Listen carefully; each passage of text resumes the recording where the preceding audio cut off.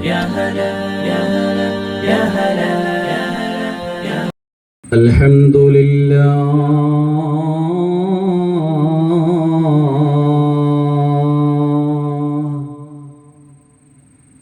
الحمد لله الأحد الصمد لم يلد ولم يولد ولم يكن له كفوا أحد. اللهم صل على رسولك سيدنا محمد وعلى آل رسولك سيدنا ومولانا محمد.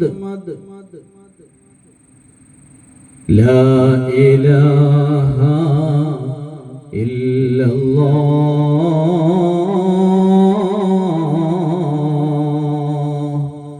الموجود بكل زمان. لا إله إلا الله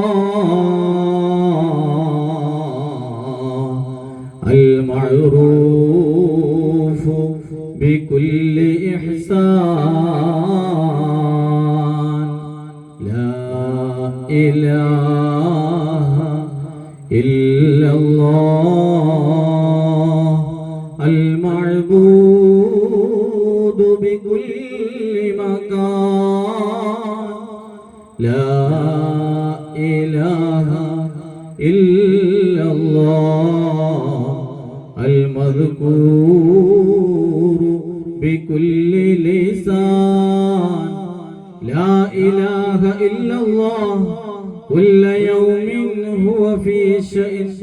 لا إله إلا الله الأمان الأمان من زوال الإيمان ومن شر الشيطان ومن ظلم السلطان. يا قديم الإحسان يا غفور يا غفار برحمتك يا أرحم الراحمين. أعوذ بالله من الشيطان الرجيم. بسم الله الرحمن الرحيم. واعبدوا الله ولا تشركوا به شيئا وبالوالدين إحسانا وبذي القربى واليتامى والمساكين والجار ذي القربى والجار الجنب والصاحب بالجنب وابن السبيل وما ملكت أيمانكم إن الله لا يحب من كان مختالا فخورا. وقال النبي صلى الله عليه وسلم إن أعجل الطاعة ثوابا صلة الرحم. وعلى محمد سيدنا محمد صلى الله عليه وسلم. ബദരിയ ദർസ് 15ാം വാർഷികത്തിന്റെ ത്രിദിന മതപ്രഭാഷണ മജ്‌ലിസുൽ നൂർ ദുആ സമ്മേളന പരിപാടിയുടെ സമാരംഭ ദിനമായ ഇന്നത്തെ ഈ മഹത്തായ സദസ്സിൽ അധ്യക്ഷം വഹിക്കുന്ന ഈ പ്രവിശാലമായ മഹല്ലത്തിന്റെ പ്രഗത്ഭനായ അധ്യക്ഷൻ ബഹുമാന്യനായ അബ്ദുസലാം ഹാജി, ഈ മഹല്ല് പ്രവർത്തനങ്ങൾക്ക് ചുക്കാൻ പിടിച്ചുകൊണ്ടിരിക്കുന്ന കരുത്തനായ ജനറൽ സെക്രട്ടറി മൊയ്തു സാഹിബ്, ഇവിടെ സംബന്ധിച്ചുകൊണ്ടിരിക്കുന്ന മഹല്ല് കമ്മിറ്റിയുടെ വൈസ് പ്രസിഡന്റുമാർ കുഞ്ഞാലക്കുട്ടി സാഹിബ്, ഷംസുദ്ദീൻ സാഹിബ്, ഹമീദ് സാഹിബ്, നമ്മുടെ അഹമ്മദ് കിളിയം, സിദ്ദീഖ് ഫൈസി തുടങ്ങി സദസ്സിലും വേദിയിലും ഒക്കെ ഉപവിഷ്ടരായ നല്ലവരായ മഹല്ലത്തിലെ കാരണവന്മാരെ, ഉമ്മമാരെ, പെങ്ങന്മാരെ, സഹോദരന്മാരെ, സഹോദരിമാരെ, വിദ്യാർത്ഥിനികളെ, എല്ലാറ്റിലും ഉപരി നമ്മുടെ സദസ്സിൽ പങ്കെടുത്തുകൊണ്ടിരിക്കുന്ന മുതഅല്ലിം സുഹൃത്തുക്കളെ, അല്ലാഹു സുബ്ഹാനഹു വ തആല അവന്റെ അപാരമായ തൗഫീഖ് കൊണ്ട് നമ്മിൽ നിന്ന് ഈ സംഗമവും ഈ സദസ്സും അല്ലാഹു സ്വീകരിച്ച് അനുഗ്രഹിക്കട്ടെ. ഇരുലോകത്തും ഉപകരിക്കുന്ന ഒരു അമലാക്കി അല്ലാഹു ഈ സദസ്സിനെ നമ്മിൽ നിന്ന് സ്വീകരിക്കട്ടെ. ഈ മഹത്തായ സദസ്സിന്റെ പരിസരത്ത് അന്ത്യവിശ്രമം കൊണ്ട് കിടക്കുന്ന ഈ മഹല്ലത്തിന്റെ ഇന്നലകളിലെ പരിശുദ്ധ ദീനിന്റെ ആത്മീയമായ വെളിച്ചത്തിന് കാരണക്കാരായി കടന്നുപോയ, ഒരിക്കലും വിസ്മരിക്കാൻ പറ്റാത്ത മഹാന്മാരായ കാരണവന്മാർ, അവർ ഇന്ന് ആരുടെ മണ്ണിൽ അന്ത്യവിശ്രമം കൊണ്ട് കിടക്കുകയാണ്. അല്ലാഹു മഗ്ഫിറത്ത് ചെയ്യട്ടെ, മർഹമത്ത് ചെയ്യട്ടെ. തക്കതായ പ്രതിഫലം അവരുടെ ഖബറിലേക്ക് അല്ലാഹു സുബ്ഹാനഹു വ തആല എത്തിച്ചു കൊടുക്കട്ടെ. ആമീൻ ബിറഹ്മതിക യാ അർഹമർ റഹീമീൻ. നേരത്തെ നോട്ടീസ് മുഖാന്തരവും സ്വാഗത ഭാഷണത്തിലൂടെയും അധ്യക്ഷ ഭാഷണത്തിലൂടെയും ഒക്കെ നിങ്ങൾ ശ്രവിച്ചതുപോലെ നമ്മുടെ ദർസിന്റെ വാർഷിക പരിപാടിയുടെ സമാരംഭ ദിനത്തിൽ അകലുന്ന ബന്ധുക്കളും അടുക്കേണ്ട ബന്ധങ്ങളും എന്ന വിഷയത്തെ അധികരിച്ചുകൊണ്ട് ഈ മഹത്തായ ദർസ് വാർഷിക പരിപാടിയുടെ ബറക്കത്ത് കരസ്ഥമാക്കുക എന്ന നിലക്ക് ആദ്യത്തെ ദിനം നിങ്ങൾക്ക് ഏവർക്കും സുപരിചിതനും നിങ്ങളുടെ മഹല്ലത്തിന്റെ ഖത്തീബും ഒക്കെയായ ഞാൻ നിങ്ങളുമായി സംവദിക്കാൻ വേണ്ടി സമയം തിരഞ്ഞെടുത്തിരിക്കുകയാണ്. ഏതായിരുന്നാലും നമ്മുടെ ജീവിതത്തിന്റെ കാതലായ വശങ്ങളെ കുറിച്ച് പലപ്പോഴും നമ്മൾ നിസ്സാരവൽക്കരിച്ചു പോകുമ്പോൾ നമുക്കത് വല്ലാത്ത നഷ്ടങ്ങൾ ഉണ്ടാക്കി തീർക്കുമെന്ന കാര്യത്തിൽ യാതൊരു സംശയവുമില്ല.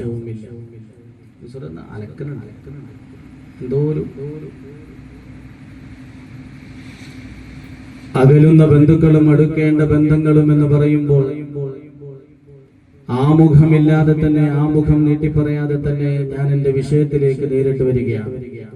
കാരണം ഈ മഹല്ലത്തിനെ സംബന്ധിച്ചും മഹല്ലത്തിലെ ദർസിനെ സംബന്ധിച്ചും അതിന്റെ ആവശ്യകതയെ സംബന്ധിച്ചും വേണ്ടുവോളം എന്റെ മുൻകഴിഞ്ഞ പ്രഭാഷകർ അതിന് സമയം ചെലവഴിച്ചുകൊണ്ട് സംസാരിച്ചത് ഞാനും നിങ്ങളും ശ്രമിച്ചു കഴിഞ്ഞതാണ്. അൽഹംദുലില്ലാ, വളരെ സന്തോഷത്തോടുകൂടെ, വളരെ റാഹത്തോടുകൂടെ നമുക്ക് ദർസ് നടത്താൻ സാധ്യമാകുന്നു എന്ന് തന്നെയാണ് ഒരു ഇൽമിനെ സ്നേഹിക്കുന്ന ഒരു മുദരിസിനെ സംബന്ധിച്ചിടത്തോളം പ്രയോറിറ്റി അതിനായിരിക്കും, മുൻഗണന അതിനായിരിക്കും. അതിന്റെ എല്ലാ സാധ്യതകളെ കുറിച്ചും ആ മുദരിസ് അന്വേഷിക്കുകയും അതിന്റെ എല്ലാ വിശാലമായ സാധ്യതകളെ ഭാവനാത്മകമായ പുരോഗതികൾക്ക് വേണ്ടിയിട്ടുള്ള നല്ല നല്ല പ്രവർത്തനങ്ങൾക്ക് ചുക്കാൻ പിടിക്കുകയും അതിനുവേണ്ടിയുള്ള ശ്രമങ്ങൾ നടത്തുകയും ചെയ്യുക എന്നത് ഇൽമിനെ സ്നേഹിക്കുകയും അതിന് സേവനം ചെയ്യുകയും ചെയ്യുന്ന ഒരാളുടെ ബാധ്യതയും അതിന്റെ ഒരു ഉത്തരവാദിത്വ നിർവഹണ രീതിയുമായിരിക്കും അത് എന്ന കാര്യത്തിൽ യാതൊരു തർക്കവുമില്ല.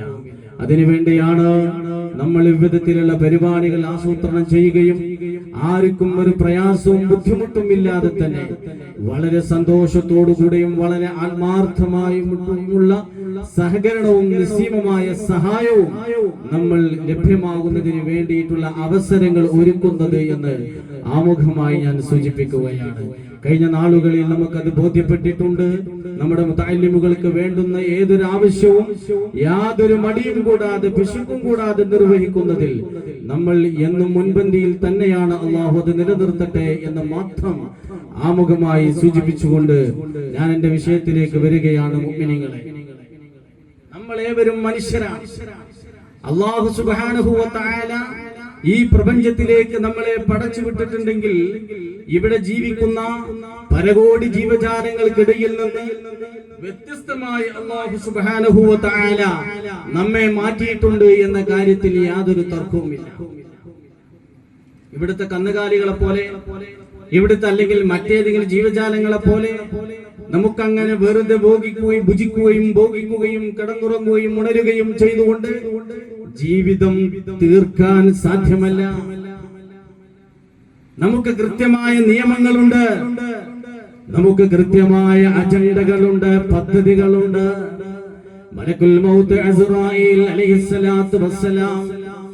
നാം അറിയാത്ത, നമ്മൾ പ്രതീക്ഷിക്കാത്ത, നമ്മൾ സ്വപ്നം കാണാത്ത ഒരു നിമിഷത്തിൽ നമ്മെ തേടി അലഞ്ഞു വരുന്ന ഒരു സന്ദർഭമുണ്ട്.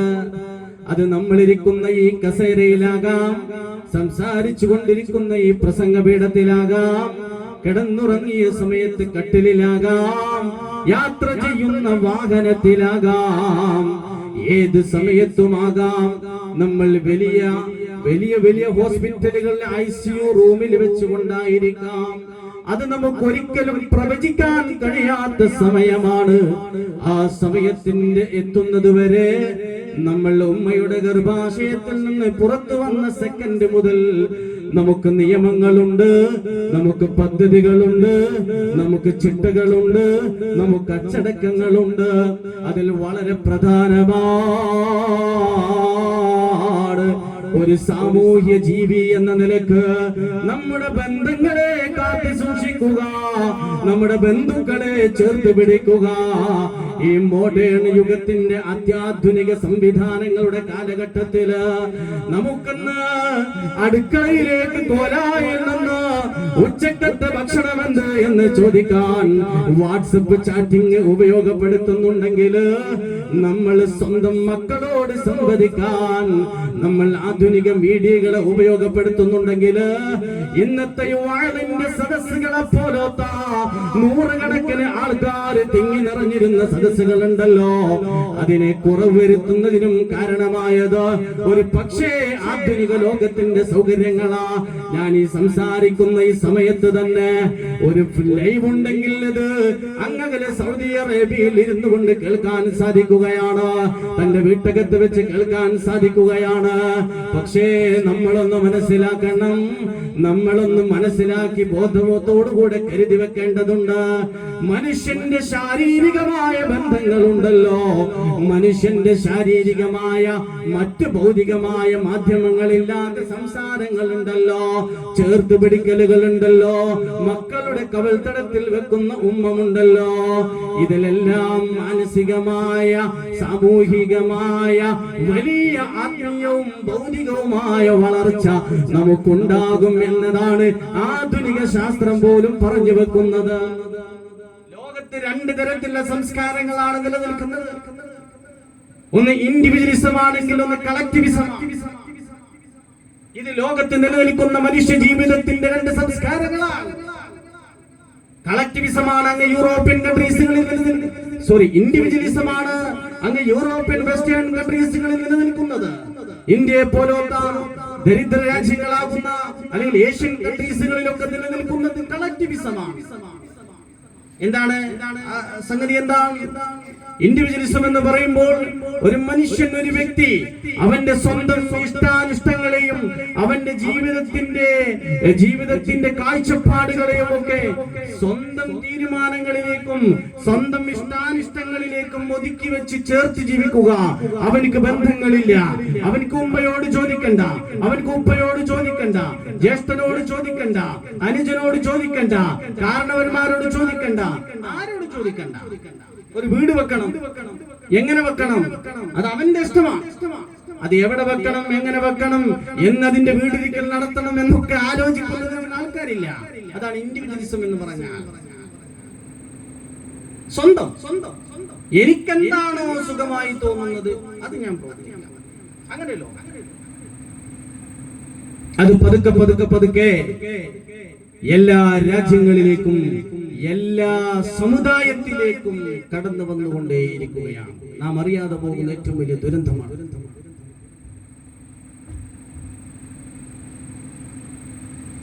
ഇന്ന് നമ്മുടെ പദ്ധതികൾ റീൽസിലാണ്. നമ്മളെ യൂട്യൂബ്, ഫേസ്ബുക്ക് ഒക്കെ ഓൺ ചെയ്ത് റീൽസുകൾ മറിച്ചുകൊണ്ടിരിക്കുകയാണ്. ആ റീൽസിൽ എന്താണ് ഫുഡെങ്കിൽ അതാണ് ഇന്നത്തെ ഉച്ചക്കത്തെ ഫുഡ്. അല്ലെങ്കിൽ ഇന്ന് രാത്രി എന്ത് കഴിക്കണം, അതൊരു വാട്സപ്പിന്റെ സ്റ്റാറ്റസ് ആണ് നിർണ്ണയിക്കുന്നത്. ആരായി സ്റ്റാറ്റസ് ഇട്ടത്? അത് അങ്ങകലെ ഏതോ ലോകത്തുള്ളൊരു മനുഷ്യൻ, അവനുമായി യാതൊരു ബന്ധവുമില്ല. ഏത് വസ്ത്രമാണ് ധരിക്കേണ്ടത് ആരാ നിർണയിച്ചത്? നമ്മുടെ കയ്യിലുള്ള ഫോണുകൾ. പഴയ കാലത്ത് അങ്ങനെയല്ല. ഒരു 10-20 വർഷങ്ങൾക്ക് മുമ്പ് നിങ്ങൾ ആലോചിച്ചു നോക്കൂ. കൃത്യമായി നമ്മൾക്ക് എങ്ങനെ മുടി വെട്ടണം, എങ്ങനെ വസ്ത്രം ധരിക്കണം, ഏത് വസ്ത്രം ധരിക്കണം, ശരീരം എങ്ങനെ മറക്കണം, ഭക്ഷണം എങ്ങനെ കഴിക്കണം എന്നതിനൊക്കെ കൃത്യമായ ഒരു പദ്ധതിയും ഒരു നേതാവും നമുക്കുണ്ടായിരുന്നു. അത് നമ്മുടെ മതപാഠശാലകളായിരുന്നു, അത് നമ്മുടെ ഉമ്മയുടെ നാവിൻ തുമ്പിലായിരുന്നു, അത് നമ്മുടെ ഉപ്പയുടെ മനസ്സിന്റെ കൊട്ടാരത്തിലെ സ്വപ്നങ്ങളായിരുന്നു. ആരെ വിവാഹം കഴിക്കണം എന്ന് പോലും തീരുമാനിക്കപ്പെടുന്നത് ക്യാമ്പസിന്റെ ഇടങ്ങളിൽ നിന്നാണ്. തന്റെ ജീവിതത്തിലേക്ക് കടന്നു വരുന്ന സഹധർമ്മിണി ആരായിരിക്കണമെന്ന് തീരുമാനിക്കുന്നിടത്ത് പോലും തന്റെ എട്ടും പൊട്ടും തിരിയാത്ത പ്രായത്തിന്റെ ആ വൈകാരിക നിമിഷങ്ങൾ ഉറഞ്ഞു തുള്ളുന്നതിനിടയിൽ കടന്നു വന്ന ഏതെങ്കിലും ഒരു വാട്സപ്പ് ചാറ്റിംഗ് മറ്റോ ആയിരിക്കും അതിന്റെ കാരണമെന്നിടത്തേക്ക് കാര്യങ്ങൾ നീങ്ങുമ്പോൾ നമ്മൾ ിലേക്ക് പോയിക്കൊണ്ടേയിരിക്കും. നമ്മൾ അറിയാതെ നമ്മൾ ഒറ്റപ്പെട്ടുകൊണ്ടിരിക്കുന്നു, നമ്മൾ അറിയാതെ നമ്മൾ ഒറ്റയായിക്കൊണ്ടിരിക്കുന്നു. പക്ഷേ ലോകത്ത് ഇസ്ലാം പഠിപ്പിക്കുന്നത് കളക്ടിവിസമാണ്, അഥവാ സാമൂഹിക ബാധ്യതകളെ, സാമൂഹിക മര്യാദകളെ, സാമൂഹിക ചേർത്തുപിടിക്കലുകളെ, ഉപ്പയെയും ഉമ്മയെയും കേന്ദ്രീകരിച്ചുകൊണ്ടുള്ള മൂത്ത ജ്യേഷ്ഠന്മാരെയും പെങ്ങന്മാരെയും ഒക്കെ കൂട്ടിപ്പിടിച്ചുകൊണ്ടുള്ള ഒരു കൂടിയാലോചനയുടെയും ഒരു ചേർത്തുവെക്കലിന്റെയും ഒരു പരസ്പര പങ്കുവെക്കലിന്റെയും ജീവിതമാണ് കളക്ടിവിസം. അതാണ് പരിശുദ്ധമായ ഖുർആൻ 114 അധ്യായങ്ങളിലൂടെ ഈ ഉമ്മത്തിനെ പഠിപ്പിക്കുന്നത്.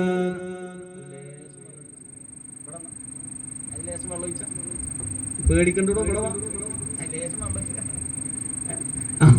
കളക്ടിവിസം എന്ന് പറയുമ്പോൾ അത് പരിശുദ്ധമായ ഖുർആൻ പഠിപ്പിച്ചതാ. വളരെ പ്രവിശാലമായ ഒരു വിഷയത്തിലാണ്, പ്രവിശാലമായ ഒരു വിഷയത്തിലാണ് നമ്മൾ പിടിച്ചിട്ടുള്ളത്. പക്ഷെ അത് വിചാരിച്ച് ഇന്ന് വല്ലാതെ ഉറക്കം കളഞ്ഞ് സ്വീപ്പാവുന്ന ആരും വിചാരിക്കണ്ട. നാളെയും നമുക്ക് പരിപാടിയുണ്ട്, മറ്റന്നാളും നമ്മുടെ മജ്‌ലിസിനോടും ദുആ സദസ്സും ഉണ്ട് എന്ന് ഇടയിൽ ഞാൻ സൂചിപ്പിച്ചു. ഈ കളക്ടിവിസം എന്ന് പറയുമ്പോ ഖുർആൻ ഒന്ന് പരിശോധിച്ചു. ആദ്യം തന്നെ ഫാത്തിഹ സൂറത്ത്. ഫാത്തിഹ സൂറത്തിന്റെ മർമ്മപ്രധാനമായ വശം എവിടെയാണ്? ഇഹ്ദിന സിറാത്തുൽ മുസ്തഖീം സിറാത്തുൽ ലദീന അൻഅംത അലൈഹിം. സിറാത്തുൽ ലദീന അൻഅംത അലൈഹിം എന്ന് പറഞ്ഞാൽ മഹാനായ ആദം നബി അലൈഹി സ്വലാത്തു വസ്സലാം മുതൽ ഇന്നേ വരെയും ഇനി വരാനിരിക്കുന്നവരുമായ അല്ലാഹുവിന്റെ ഹിദായത്ത് ലഭിച്ച മഹാരഥന്മാരുടെ കൂട്ടം എന്നാണ്. അവരുടെ വഴിയിലേക്ക് എന്നെയും ചേർത്തുകൊണ്ട് ഞങ്ങൾ ഒരു സംഘമാക്കണേ. അതാണ് കളക്ടിവിസത്തിന്റെ ഏറ്റവും വലിയ തെളിവ്. സൂറത്തുൽ ബഖറയിലേക്ക് കടക്കണം. ബഖറയിൽ ഒരു മനുഷ്യൻ വിശ്വസിക്കേണ്ട കാര്യങ്ങൾ പറഞ്ഞു തീർത്തിട്ട് ഈ പ്രപഞ്ചത്തിന്റെ ചരിത്രം പറഞ്ഞു തുടങ്ങുന്നിടത്ത് ആദ്യമായി പരിശുദ്ധമായ ഖുർആൻ തുടങ്ങുന്നത് സയ്യിദുനാ ആദം നബി അലൈഹി സ്വലാത്തു വസ്സലാമും അവിടത്തോട് സുജൂദ് ചെയ്യാൻ കൽപ്പിക്കപ്പെട്ട മലക്കുകളുടെയും ചരിത്രമാണ്. മലക്കുകൾ ആദം നബിയുടെ ശിഷ്യന്മാരായി മാറുകയാണ്. എന്നിട്ട് ആ ശിഷ്യന്മാരോട് ഉസ്താദാകുന്ന ആദമിന് സുജൂദ് ചെയ്യണേ എന്ന് അല്ലാഹു സുബ്ഹാനഹു വ തആല പറയുകയാണ്. അതിൽ ഒരാൾ മാറുന്നു, ഒരാൾ ആ പരിപാടി അംഗീകരിച്ചില്ല. ഇബ്ലീസ് ലഅനത്തുല്ലാഹി അലൈഹി അത് അംഗീകരിച്ചില്ല, മാറി നിന്നു. ആ മാറി നിൽക്കലിന് അവിടെ നിന്നിട്ടാണ് ലഅനത്തുല്ലാഹി അലൈഹി എന്ന ആ മഹത്തായ പേര് കിട്ടിയത്. ലഅനത്തുല്ലാഹി അലൈഹി എന്ന് പറഞ്ഞാൽ പൊരുത്തം കെട്ടോനെ, അത് മഹത്തായ പേരല്ല.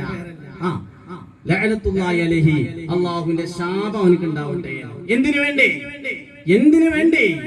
ഈ മനുഷ്യ സമൂഹത്തെ പടച്ച ഇതിന്റെ പ്രൊഡ്യൂസർ ഉണ്ടല്ലോ, ഇതിന്റെ നിർമ്മാതാവുണ്ടല്ലോ, ആ ഖാലിഖായ തമ്പുരാനറിയാം. ഗുരു ശിഷ്യ ബന്ധത്തിന് വിള്ളലേറ്റാൽ അത് ജീവിതത്തിന്റെ വലിയ നഷ്ടമാ. അതിനേക്കാൾ വലിയൊരു നഷ്ടം ലോകത്തൊരു മനുഷ്യന് സംഭവിക്കാനില്ല. ഒരു മനുഷ്യന്റെ സന്മാർഗത്തിന് ശരിയായ വിശേഷണങ്ങളൊത്ത ഒരു ഗുരുവിന്റെ സന്മാർഗ ബോധനമുണ്ടാവണം. അത് നബി അലൈഹിസ്സലാം അതിന് പാകമൊത്ത ഒരു ഷർത്തൊത്ത നിബന്ധനയൊത്ത ഗുരുവായിരുന്നു. ആ ഗുരുവിനെ ഉൾക്കൊള്ളാൻ വിട്ടുപോയി. ആ പാകമത്തൊരു ഗുരുവിന് അള്ളാഹു കൊടുത്തപ്പോ അത് തട്ടിമാറ്റി. അത് ലോകത്ത് അള്ളാഹുവിന്റെ ശാപം വരാൻ ഒന്നാമത്തെ കാരണം. പിന്നെ അവിടുന്ന് അങ്ങോട്ട് പോയാൽ ഖുർആനിൽ മുഴുവനും അമ്പിയാക്കളുടെ ചരിത്രം നോക്കണം. നമ്മൾ ഖുർആൻ ഇങ്ങനെ മറിച്ചു നോക്കിയാല് തക്ബീറത്തുൽ ഇഹ്റാം എങ്ങനെ കെട്ടേണ്ടത്, നിയ്യത്ത് എങ്ങനെ വെക്കേണ്ടത്, റുക്കൂ എങ്ങനെ ചെയ്യേണ്ടത്, സുജൂദ് എങ്ങനെ ചെയ്യേണ്ടത്, ഹജ്ജിന് പോകുമ്പോ എങ്ങനെ തവാഫ് ചെയ്യേണ്ടത്, എവിടുന്നാണ് ഇഹ്റാം കെട്ടേണ്ടത്, ഇതൊന്നും നമ്മൾ ഖുർആൻ നോക്കിയാൽ കാണില്ല. നമ്മൾ നോക്കിയാൽ കാണില്ല എന്ന് ഞാൻ പറഞ്ഞത്. അത് നല്ല ശ്രദ്ധിക്കണം. നമ്മൾ നോക്കിയത് കാണില്ല. കാരണം ഖുർആന് പല അറകളാണ്. ആ അറകളിലേക്ക് എങ്ങനെ അടിക്ക് ഇറങ്ങാൻ പറ്റുന്നൊക്കെ ഉണ്ടാവും. അതങ്ങനെയാണ്. പക്ഷെ അതിന്റെ ഭാഗ്യമായ ഒരു വശത്തിലൂടെ, ഒരു ഭാഷാപരമായ വ്യാഖ്യാനത്തിലൂടെ അങ്ങനെ കടന്നു പോകുമ്പോ അത് ഭാഗ്യമായി സംസാരിച്ചു വെക്കുന്നത് മുഴുവനും മനുഷ്യബന്ധങ്ങളുടെ പ്രാധാന്യത്തെ കുറിച്ചാ പറഞ്ഞു വെക്കുന്നത്. അതിനൊരു കാരണമുണ്ട്. എന്താ കാരണം? ഈ ഭൂമിയിൽ ജീവിക്കുന്ന മുസ്ലിമായ അല്ലെങ്കിൽ മുഅ്മിനായ ഒരു മനുഷ്യന് അല്ലാഹു സുബ്ഹാനഹു വ തആല നാളെ പരലോകത്ത് തയ്യാറാക്കി വെച്ചിട്ടുള്ള സുഖലോക സ്വർഗം ഇവിടെ തന്നെ അനുഭവിക്കാനുള്ള എല്ലാ അവസ്ഥകളും അല്ലാഹു വെച്ചിരിക്കുകയാണ്. അള്ളാഹ്ക്ക് ഇവിടെ ഒരാൾ ദുഃഖിക്കുന്നതിൽ താല്പര്യമില്ല. അള്ളാഹ്ക്ക് അങ്ങനെ ഒരാൾ ഇവിടെ സങ്കടപ്പെടുന്നതിലും താല്പര്യമില്ല. അള്ളാഹ് അങ്ങനെയാണ് താല്പര്യപ്പെടുന്നത്. അപ്പോ നമ്മൾ ചെയ്യേണ്ടുന്ന ഈ ആരാധനാ കർമ്മങ്ങൾ ഉണ്ടല്ലോ, അതൊരിക്കലും പറയുന്നതിനേക്കാൾ പ്രധാനം അത് പ്രവർത്തിച്ച് കാണിക്കുമ്പോഴാണ്. അതുകൊണ്ടാണ് നിസ്കാരം നിർബന്ധമാകാന് അങ്ങ് ജിബ്രീൽ ഇവിടെ ഇറങ്ങി വരേണ്ടി വന്നത്.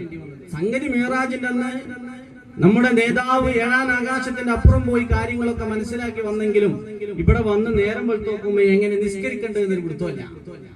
നബി സല്ലല്ലാഹു അലൈഹി വസല്ലം തങ്ങൾക്ക് മിഅ്റാജ് കഴിഞ്ഞു വന്നപ്പോ നിസ്കാരമൊക്കെ നിർബന്ധമുണ്ട്, പക്ഷെ എങ്ങനെ നിസ്കരിക്കേണ്ടതെന്ന് അറിയില്ല. അങ്ങനെ കാത്തിരിക്കുമ്പോഴാണ് അന്നത്തെ സുബഹിക്ക് നിസ്കാരം ഫർദില്ല എന്ന് അല്ലാഹു വിവരം അറിയിച്ചു. ളുഹറിനാണ് നിസ്കാരം തുടങ്ങുന്നത്, നിർബന്ധമാകുന്നത്. അതുകൊണ്ടാ ളുഹർ എന്ന് പേരിട്ടത്. വെളിവായത് ആണ്, മനസ്സിലായത്. ലഹറ എന്ന് പറഞ്ഞാൽ മനസ്സിലായി എന്നർത്ഥം. അതിനുള്ള പ്രയോഗമാണ് ളുഹർ. മനസ്സിലാകുക. എന്ത് മനസ്സിലാകുക? എങ്ങനെ നിസ്കരിക്കേണ്ടതെന്ന് മനസ്സിലാകുക. എങ്ങനെ മനസ്സിലായത്? അത് വഹി അറിയിച്ചു കൊടുത്താല. വഹിന് പല തട്ടുകളുണ്ട്. അതിൽ ഒന്നാണ് ജിബ്രീൽ നേരിട്ട് ഇങ്ങോട്ട് വരിക, മനുഷ്യരൂപത്തിൽ അങ്ങോട്ട് ആവുക, എന്നിട്ട് അങ്ങോട്ട് കാണിച്ചു കൊടുക്കുക. അത് വഹിന്റെ ഒരു രൂപമാണ്. ജിബ്രീൽ അലൈഹിസ്സലാം എന്ന് നിസ്കരിച്ചാണ് കാണിച്ചു കൊടുത്തു. എങ്ങനെയാ തക്ബീർ കെട്ടേണ്ടതെന്ന് കാണിച്ചു കൊടുത്തു. എങ്ങനെയാണ് റുക്കൂയിലേക്ക് പോകേണ്ടതെന്ന് കാണിച്ചു കൊടുത്തു. എപ്പോഴാണ് അസ്ർ ബാങ്ക് കൊടുക്കേണ്ടതെന്ന് കാണിച്ചു കൊടുത്തു. എല്ലാം കാണിച്ചു കൊടുത്തു. അത് ഖുർആനിൽ അങ്ങനെ നിരത്തി വെച്ച ഒന്നും മനസ്സിലാവില്ല. എന്നാ പിന്നെ ഖുർആൻ കാണിച്ചതെന്താ?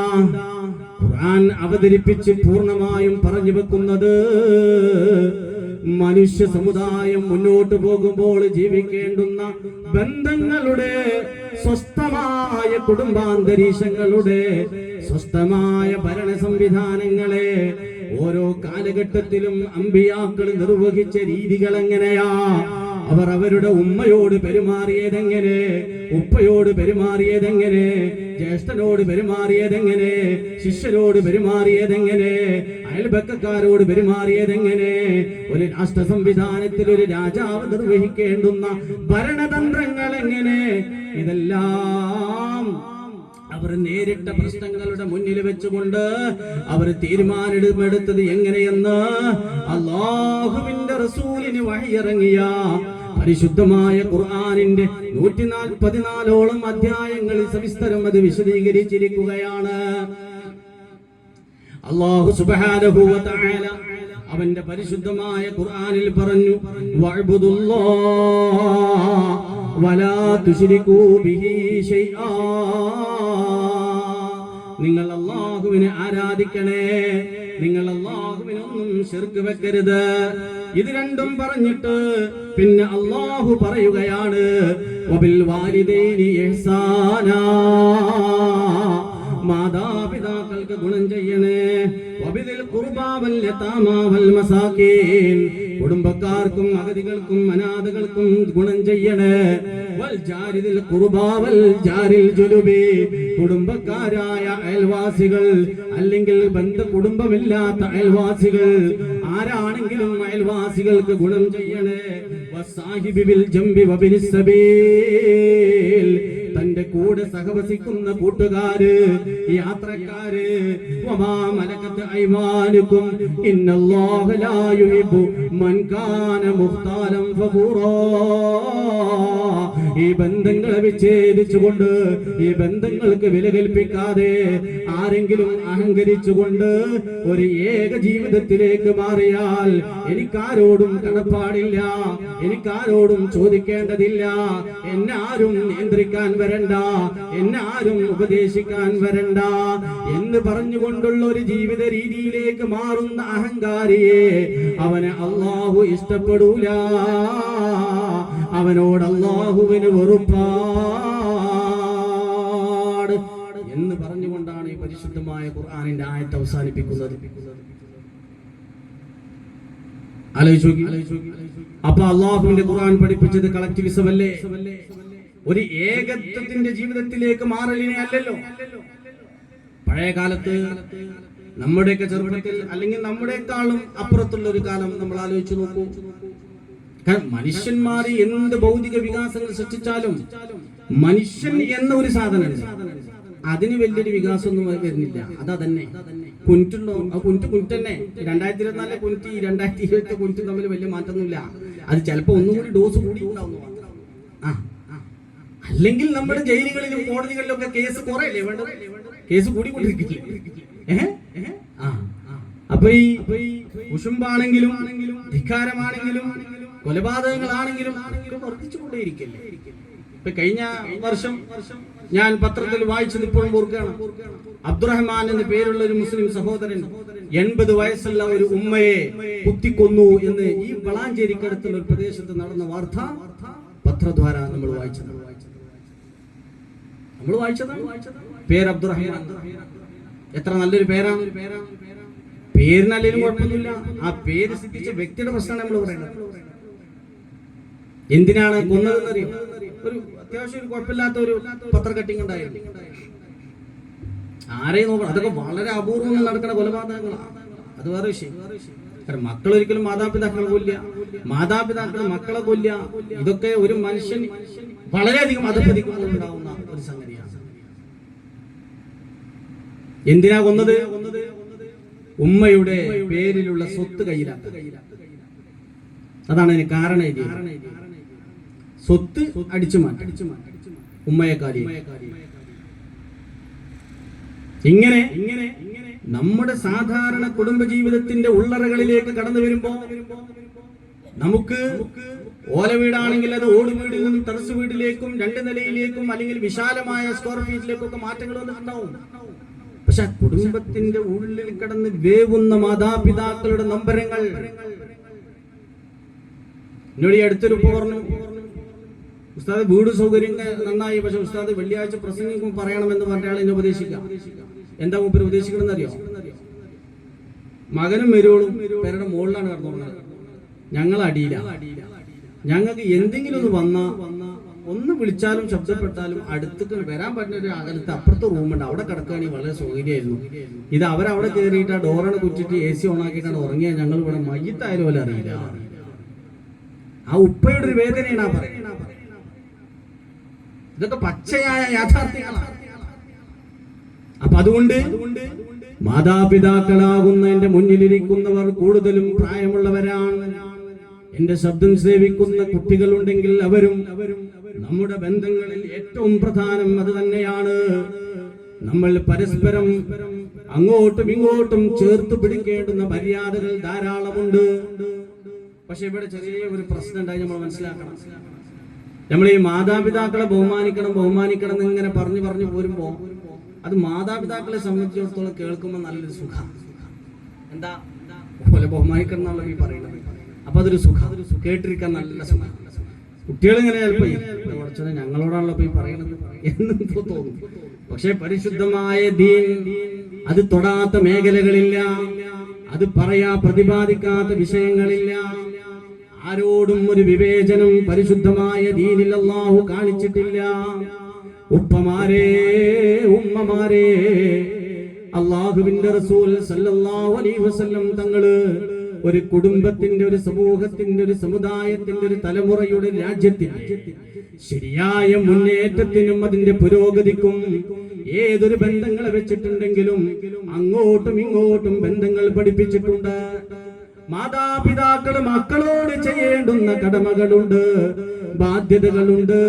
അത് ശരിക്കങ്ങ് നിർവഹിച്ചാൽ മാത്രമേ അവർ തിരിച്ചിങ്ങോട്ട് ബഹുമാനിച്ചിട്ടില്ലെങ്കിലും, അല്ലെങ്കിൽ അവരടുത്ത് പാകപ്പിഴവുകൾ വന്നാലും 100% അവരെ കുറ്റക്കാരാക്കാൻ പറ്റുകയുള്ളൂ.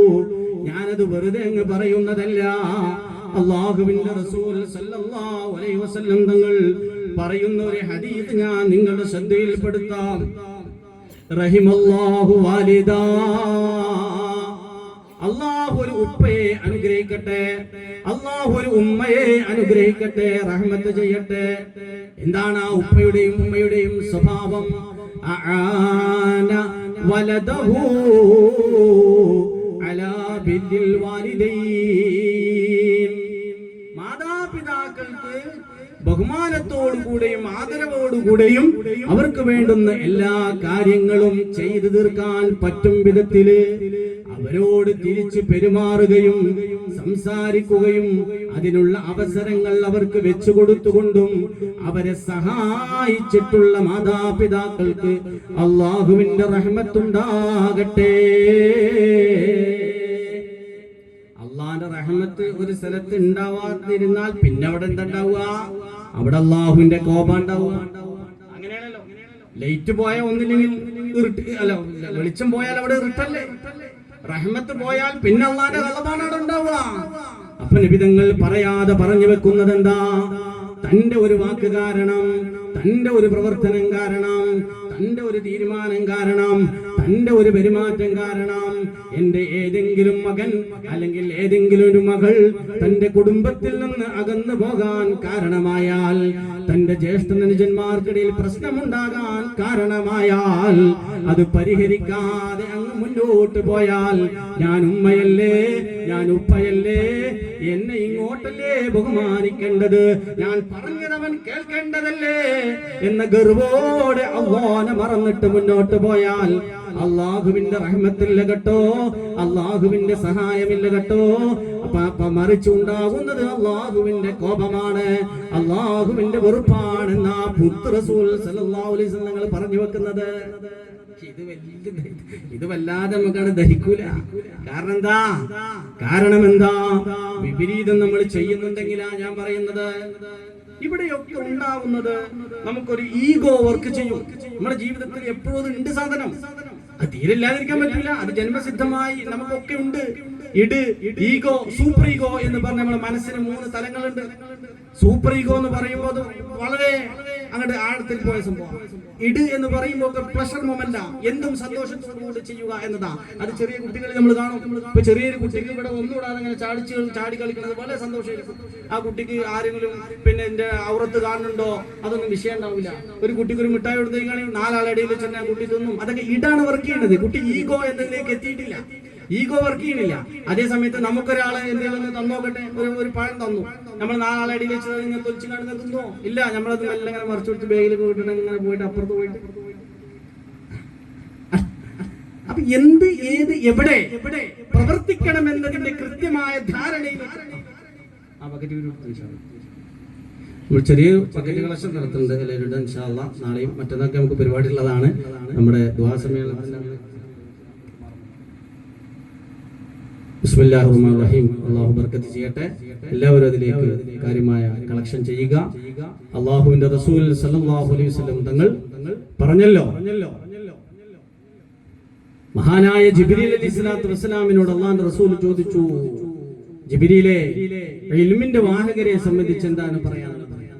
അപ്പൊ ജിബ്രീൽ അലൈഹിസ്സലാം പറഞ്ഞു, അവർ നബിയെ തങ്ങളുടെ ഉമ്മത്തിന്റെ വിളക്കമാണല്ലോ. അവരെ ആരെങ്കിലും സ്നേഹിച്ചാൽ, അവരെ ആരെങ്കിലും അവരോട് നന്മകൾ ചെയ്താൽ അള്ളാഹുവിന്റെ സ്വർഗമുണ്ട് എന്ന് നബി മുഹമ്മദ് മുസ്തഫ സല്ലല്ലാഹു അലൈഹി വസല്ലം തങ്ങൾ സൂചിപ്പിച്ച കാര്യമാണ്. അതുകൊണ്ട് നമ്മുടെ ദർസിന്റെ ഈ 3 ദിവസത്തെ പരിപാടിയിലും കൃത്യമായ ഒരു പങ്കാളിത്തവും സഹകരണവും നിങ്ങളുടെ ഭാഗത്ത് നിന്ന് ഉണ്ടാകേണ്ടതുണ്ട് എന്ന് സാന്ദർഭികമായി ഞാൻ ഉണർത്തുകയാണ്. അപ്പോ നാം പറഞ്ഞു വന്നത്, നമ്മളുടെ മക്കളോട് നമുക്ക് കൃത്യമായ ബാധ്യതകൾ നിർവഹിക്കാൻ സാധ്യമാകണം. അവിടെയാണ് മഹാനായ യാക്കൂബ് നബി അലൈഹി സ്വലാത്തു വസ്സലാം യൂസുഫ് നബി അലൈഹി സ്വലാത്തു വസ്സലാമിന്റെ ചരിത്ര സംഭവം 110ഓളം ആയത്തുകളിൽ പരിശുദ്ധമായ ഖുർആനിൽ ഒരു അധ്യായം തന്നെ അതിന് ചെലവഴിച്ചിരിക്കുകയാണ്. ഞാൻ നേരത്തെ പറഞ്ഞതുപോലെ സൂറത്ത് യൂസുഫിലെ 110ഓളം വരുന്ന ആയത്തുകളിൽ ആദ്യം മുതൽ അവസാനം വരെ പരിചയപ്പെടുത്തുന്നത് യാക്കൂബ് നബിയും യൂസുഫ് നബി അലൈഹി സ്വലാത്തു വസ്സലാമും അവിടുത്തെ 10ഓളം സഹോദരന്മാരും വരുന്ന ചരിത്ര സംഭവമാണ്.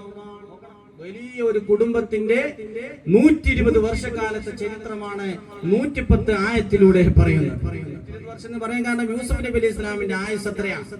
120ാമത്തെ വയസ്സിലാണ് യൂസുഫ് നബി അലൈഹി സ്വലാം വഫാത്താവുന്നത്. നോക്കണം നിങ്ങൾ.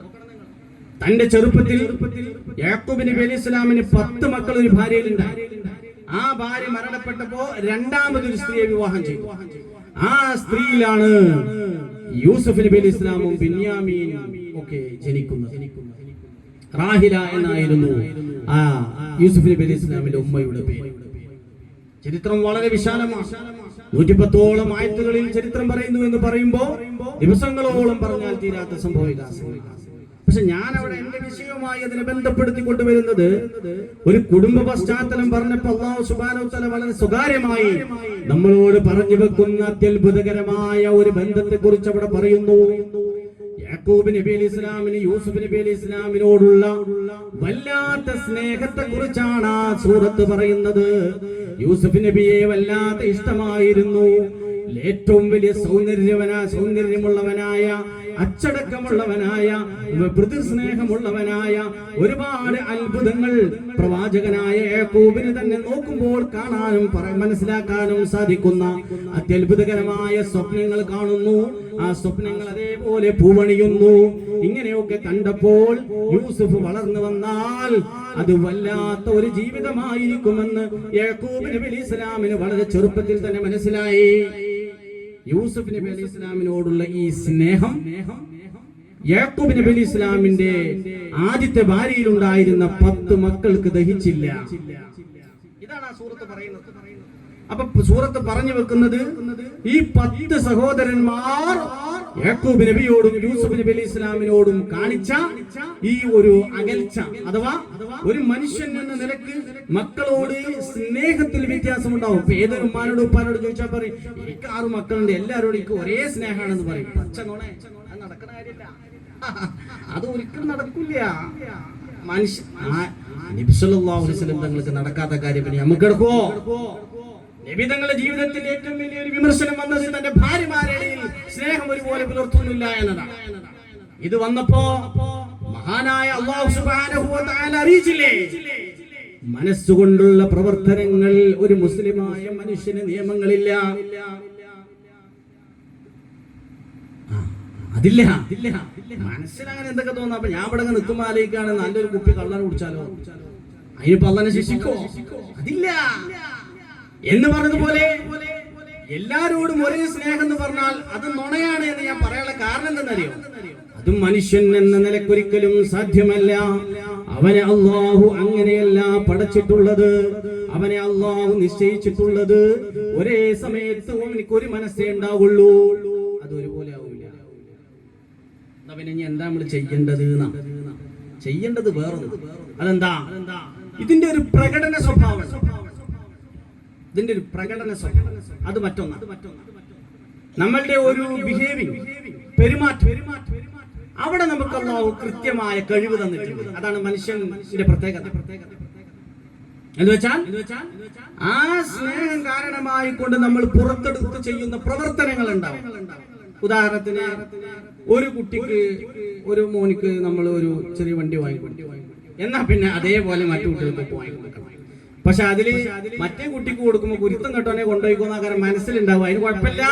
പക്ഷെ എന്നാലും വണ്ടി കൊടുക്കണം. അപ്പൊ ഒന്ന് ചിരിക്കും വേണം. കാരണം ചിരിക്കാൻ നമുക്ക് വലിയ പണിയൊന്നുമില്ലല്ലോ, എങ്ങനെ അട്ടി പോലെ. ആ ഒരു നീതി, നിങ്ങളുടെ മക്കൾക്കിടയിൽ നിങ്ങൾ നീതി കാണിക്കണേ. നീതി പ്രവർത്തിക്കണേ. മുഹമ്മദ് നബി സല്ലല്ലാഹു അലൈഹി വസല്ലം തങ്ങൾ പറയുകയാണ്. അപ്പോൾ ഖുർആൻ പറഞ്ഞു വെച്ചു, ഈ 10 മക്കൾ കാണിച്ച അസൂയ ഒരിക്കലും ശരിയല്ല, അത് തെറ്റായി പോയി എന്ന് ഖുർആൻ പഠിപ്പിക്കുന്നു. അതേ സമയത്ത് യാക്കൂബ് നബി അലൈഹി സ്വലാമിനിക്ക് മഹാനായ യൂസുഫ് നബി അലൈഹി സ്വലാമിനോടുണ്ടായിരുന്ന ആ സ്നേഹത്തെ ഖുർആൻ മഹത്വവൽക്കരിക്കുന്നുണ്ട്. കാരണം മക്കൾക്കിടയിൽ യാക്കൂബ് നബി വിവേചനം കാണിച്ചിരുന്നില്ല, യാതൊരു വിവേചനവും കാണിച്ചിരുന്നില്ല. പക്ഷേ മക്കൾക്ക് മനസ്സിലാക്കാൻ സാധിക്കുമല്ലോ ഉപ്പാക്ക് ആരോടാണ് സ്നേഹമെന്ന്. നമ്മളൊരു സ്നേഹം മറച്ചു വെച്ചാൽ അത് മറഞ്ഞു നിൽക്കാൻ ഒരു നിശ്ചിത പീരീഡേ സാധിക്കുള്ളൂ. എപ്പോഴെങ്കിലും അത് കെട്ടുപൊട്ടും. നമ്മളിപ്പോ ആരും അറിയാതെ ഒരാളെങ്ങനെ സ്നേഹിച്ചറിഞ്ഞു നോക്കാണ്, അത് എവിടെങ്കിലും വെച്ചിട്ട് ഒറ്റപ്പൊളിയാകാം. ആരെങ്കിലും ഒരാളത് മനസ്സിലാക്കും. അങ്ങനെ സംഭവം ഉണ്ട്. നമ്മുടെ കൂട്ടത്തിൽ ജീവിക്കുമ്പോ ഒരാളോട് നമുക്ക് വല്ലാത്ത സ്നേഹമാണെങ്കിൽ നമ്മൾ എങ്ങനെ നിയന്ത്രിച്ചാൽ ആ സ്നേഹം ഉണ്ട് എന്നുള്ളത് എല്ലാവരും അറിയും. മനസ്സിലാവും. അത് മനുഷ്യനാണെങ്കിൽ ആ ജീവിക്കത് മനസ്സിലാക്കാൻ കഴിയും. ആരോടാണ് കൂടുതൽ സ്നേഹം? അത് നോട്ടത്തിലുണ്ട്, അത് ചുണ്ടലിലുണ്ട്, എല്ലാത്തിലുണ്ട്. അങ്ങനത്തെ ഒരു സാധനമാണ്. അപ്പൊ യാക്കൂബ് നബി ആ വിഷയത്തിൽ അല്ലാഹു സുബ്ഹാനഹു വ തആല ആക്ഷേപിച്ചില്ല. യാക്കൂബേ, എന്തിനാണ് യൂസുഫിനോട് കൂടുതൽ സ്നേഹം എന്ന് ചോദിച്ചില്ല. അത് ചോദിച്ചില്ല. അത് എന്തുകൊണ്ട്? മനുഷ്യൻ എങ്ങനെ വന്നു ഭവിക്കുമെന്ന കാര്യത്തിൽ തർക്കമില്ല. പക്ഷെ അതിന്റെ ഭൗതിക പ്രകടനങ്ങളിൽ കുറവുകൾ വരുത്താൻ പാടില്ല. അത് യാക്കൂബ് നബി അലൈഹി സ്വലാം ചെയ്തിട്ടുമില്ല. അതിന്റെ മുമ്പ് തന്നെ അപകടം മണത്തുകൊണ്ട് അവർ കുതന്ത്രങ്ങൾ മെനഞ്ഞു. യൂസുഫ് നബിനെ കൊണ്ടുപോയി കിണറ്റിലിട്ടു. കിണറ്റിൽ നിന്ന് യാത്രാ സംഘം പിടിച്ചുപൊക്കി അങ്ങ് അടിമച്ചന്തയിൽ കൊണ്ടുപോയി വിട്ടു. അടിമച്ചന്തയിൽ നിന്ന് പിന്നെ ഈജിപ്തിലെ രാജാവ് അസീസ് രാജാവ്, അവിടുത്തെ സാമ്പത്തിക വിഷയങ്ങൾ കൈകാര്യം ചെയ്തിരുന്ന മന്ത്രി, അദ്ദേഹം അത് അവിടുന്ന് അടിമക്കുട്ടിയെ വാങ്ങി അങ്ങനെ ഒരു മന്ത്രിയുടെ രാജകൊട്ടാരത്തിലേക്ക് എത്തും വിധത്തിൽ അവിടെ എത്തി. അവിടെ നിന്ന് അങ്ങനെ കട്ട് ചെയ്തു പോകാം. സുലൈഖ ബീവിയുമായി ബന്ധപ്പെട്ടുകൊണ്ട് ഉണ്ടായ ഒരു വ്യഭിചാരോപണവും വിഷയങ്ങളും ഒക്കെ ഉണ്ടായതിന്റെ പേരിൽ സുലൈഖ ബീവിയുടെ അഭിമാനം സംരക്ഷിക്കാൻ വേണ്ടി മഹാനായ യൂസുഫ് നബി അലൈഹി സ്വലാത്തു വസ്സലാമിനെ ജയിലിൽ അടക്കപ്പെടുകയാണ്. ജയിലിൽ കിടക്കുന്ന യൂസുഫ് നബി അലൈഹി സ്വലാം ഇതേ മന്ത്രിയുടെ രാജാവ് കണ്ട സ്വപ്നത്തിന്റെ വ്യാഖ്യാനം പറയാൻ ആളെ കിട്ടാതെ ബുദ്ധിമുട്ടിയപ്പോ, ജയിലിൽ കിടക്കുന്ന യൂസുഫ് എന്ന് പറഞ്ഞ ആൾ സ്വപ്നത്തിന് വ്യാഖ്യാനം പറയുന്നുണ്ടെന്ന് അറിഞ്ഞപ്പോ യൂസുഫ് നബിനെ കൊണ്ടുപോകും. കാരണം രാജാവിന്റെ അടുത്തുള്ള ആർക്കും അത് പറയാൻ കഴിയുന്നില്ല. അപ്പൊ കുടുങ്ങിയപ്പോ ഇതിന് വ്യാഖ്യാനം അറിയണ്ടേ. എന്താണ്? ഒരു പുഴയിൽ നിന്ന് ഇങ്ങനെ കയറി വരുന്ന തടിച്ചു കൊടുത്ത 7 പശുക്കളെ പിന്നെ കയറി വരുന്ന മെലിഞ്ഞ 7 പശുക്കൾ കാർന്നു തിന്നുന്നു. 7 കതിരുകൾ, ധാന്യക്കതിരുകൾ, അത് ധാന്യം വിത്ത് പൊട്ടി ഉടനെയുള്ളതും പിന്നെ ഉണങ്ങിയതുമായ കതിരുകൾ കാണുന്നു. ഈ ഉണങ്ങിയ കതിരുകൾ ഈ പച്ചക്കതിരുകളെ വിഴുങ്ങുന്നു. ഇതാണ് സ്വപ്നം. ഇതിന്റെ വ്യാഖ്യാനം പറയാൻ ആളെ കിട്ടാനില്ല. എല്ലാ ജ്യോത്സ്യന്മാരോടും എല്ലാ സംവിധാനവും ഉപയോഗപ്പെടുത്തി അവസാനം യൂസുഫ് നബി പറയാനുള്ള കഴിവുണ്ടെന്ന് അറിഞ്ഞപ്പോ രാജാവ് യൂസുഫ് നബി കൊണ്ടുവരാൻ പറയാണ്. അങ്ങനെ യൂസുഫ് നബി അലൈഹി സ്വലാം വന്നിട്ട് പറഞ്ഞു, രാജാവേ, തന്റെ രാജ്യത്ത് എന്ത് വരാനുണ്ട്? 7 വർഷം ഒരു വലിയ കഠിനമായ ദാരിദ്ര്യം വരാനുണ്ട്. അതുകൊണ്ട് അത് വരുന്നതിന്റെ മുമ്പ് 7 വർഷ സമയം ഉണ്ടാവും. ആ സമയത്ത് നല്ലോണം കൃഷി ചെയ്ത് നല്ലോണം വിളകളൊക്കെ ഉണ്ടാക്കി ആ കാലത്ത് ജീവിക്കാനൊക്കെ ആവശ്യമായ വിധത്തിൽ റേഷൻ സംവിധാനം ഏർപ്പെടുത്തി കൊടുത്ത് നല്ലോണം ഖജനാവിൽ സൂക്ഷിക്കുക. എന്നാൽ വരുന്ന 7 വർഷം രാജ്യം പട്ടിണിയിലേക്കും പരിവട്ടത്തിലേക്കും നീങ്ങുമ്പോൾ ഈ ഖജനാവിൽ നിന്ന് ഇതിങ്ങനെ എടുത്തു കൊടുക്കാൻ പറ്റും. അത് ശ്രദ്ധിച്ചിട്ടില്ല എങ്കിൽ രാജ്യം തകരും, ഭരണകൂടം തകരും, എല്ലാം തകർന്ന് തരിപ്പണമാവും എന്ന് വ്യാഖ്യാനം എന്ന് പറഞ്ഞപ്പോ മഹാനായ യൂസുഫ് നബി അലൈഹി സ്വലാത്തു വസ്സലാമിനെ രാജകൊട്ടാരത്തിലേക്ക് കൊണ്ടുവരികയാണ്. അവിടെ ഈ ഭക്ഷ്യവകുപ്പ് കൈകാര്യം ചെയ്യുന്ന മന്ത്രിയാക്കി നിശ്ചയിക്കുകയാണ്. ശ്രദ്ധിക്കണം, ഇവിടെയാണ് ഈ സുദീർഘമായ ജീവിത കാലഘട്ടത്തിൽ 80 വർഷം കടന്നുപോയിട്ടുണ്ട്. 80 വർഷം കടന്നുപോയി. 17 വയസ്സാകുമ്പോഴാണ് പൊട്ടക്കിണറ്റിൽ വീണത്. ഇപ്പോൾ 97ഓളം വയസ്സായി. ഈ കാലഘട്ടം കഴിഞ്ഞു പോയപ്പോ മഹാനായ യാക്കൂബ് നബി അലൈഹി സ്വലാത്തു വസ്സലാമിന് ഒരു വിവരവുമില്ല. യൂസുഫ് നബി അലൈഹി സ്വലാമിനെ കുറിച്ച് വിവരമില്ല. കരഞ്ഞ് കരഞ്ഞ് കലങ്ങിയ കണ്ണുമായി തന്റെ സ്നേഹഭാജനമായ പിതാവ് ഓരോ സൂര്യോദയങ്ങളിലും ഓരോ സൂര്യാസ്തമനങ്ങളിലും എന്റെ മക്കള് പറഞ്ഞത് നുണയാ, ഒരു ചെന്നായും യൂസുഫിനെ പിടിച്ചിട്ടില്ല, അവർ കൊണ്ടുവന്ന കുപ്പായത്തിന് രക്തക്കറയുണ്ടല്ലോ, അത് വ്യാജമാ, വഹിയിന്റെ വാഹകനായ യാക്കൂബ് നബി അലൈഹിസ്സലാമിന് അങ്ങനെ ഒരു ഉൾവിളിയുണ്ട്. എന്റെ പ്രിയപുത്രൻ ഈ ഭൂമിയുടെ ഏതോ ഓരഞ്ചിറ്റ് ജീവിക്കുന്നുണ്ട്.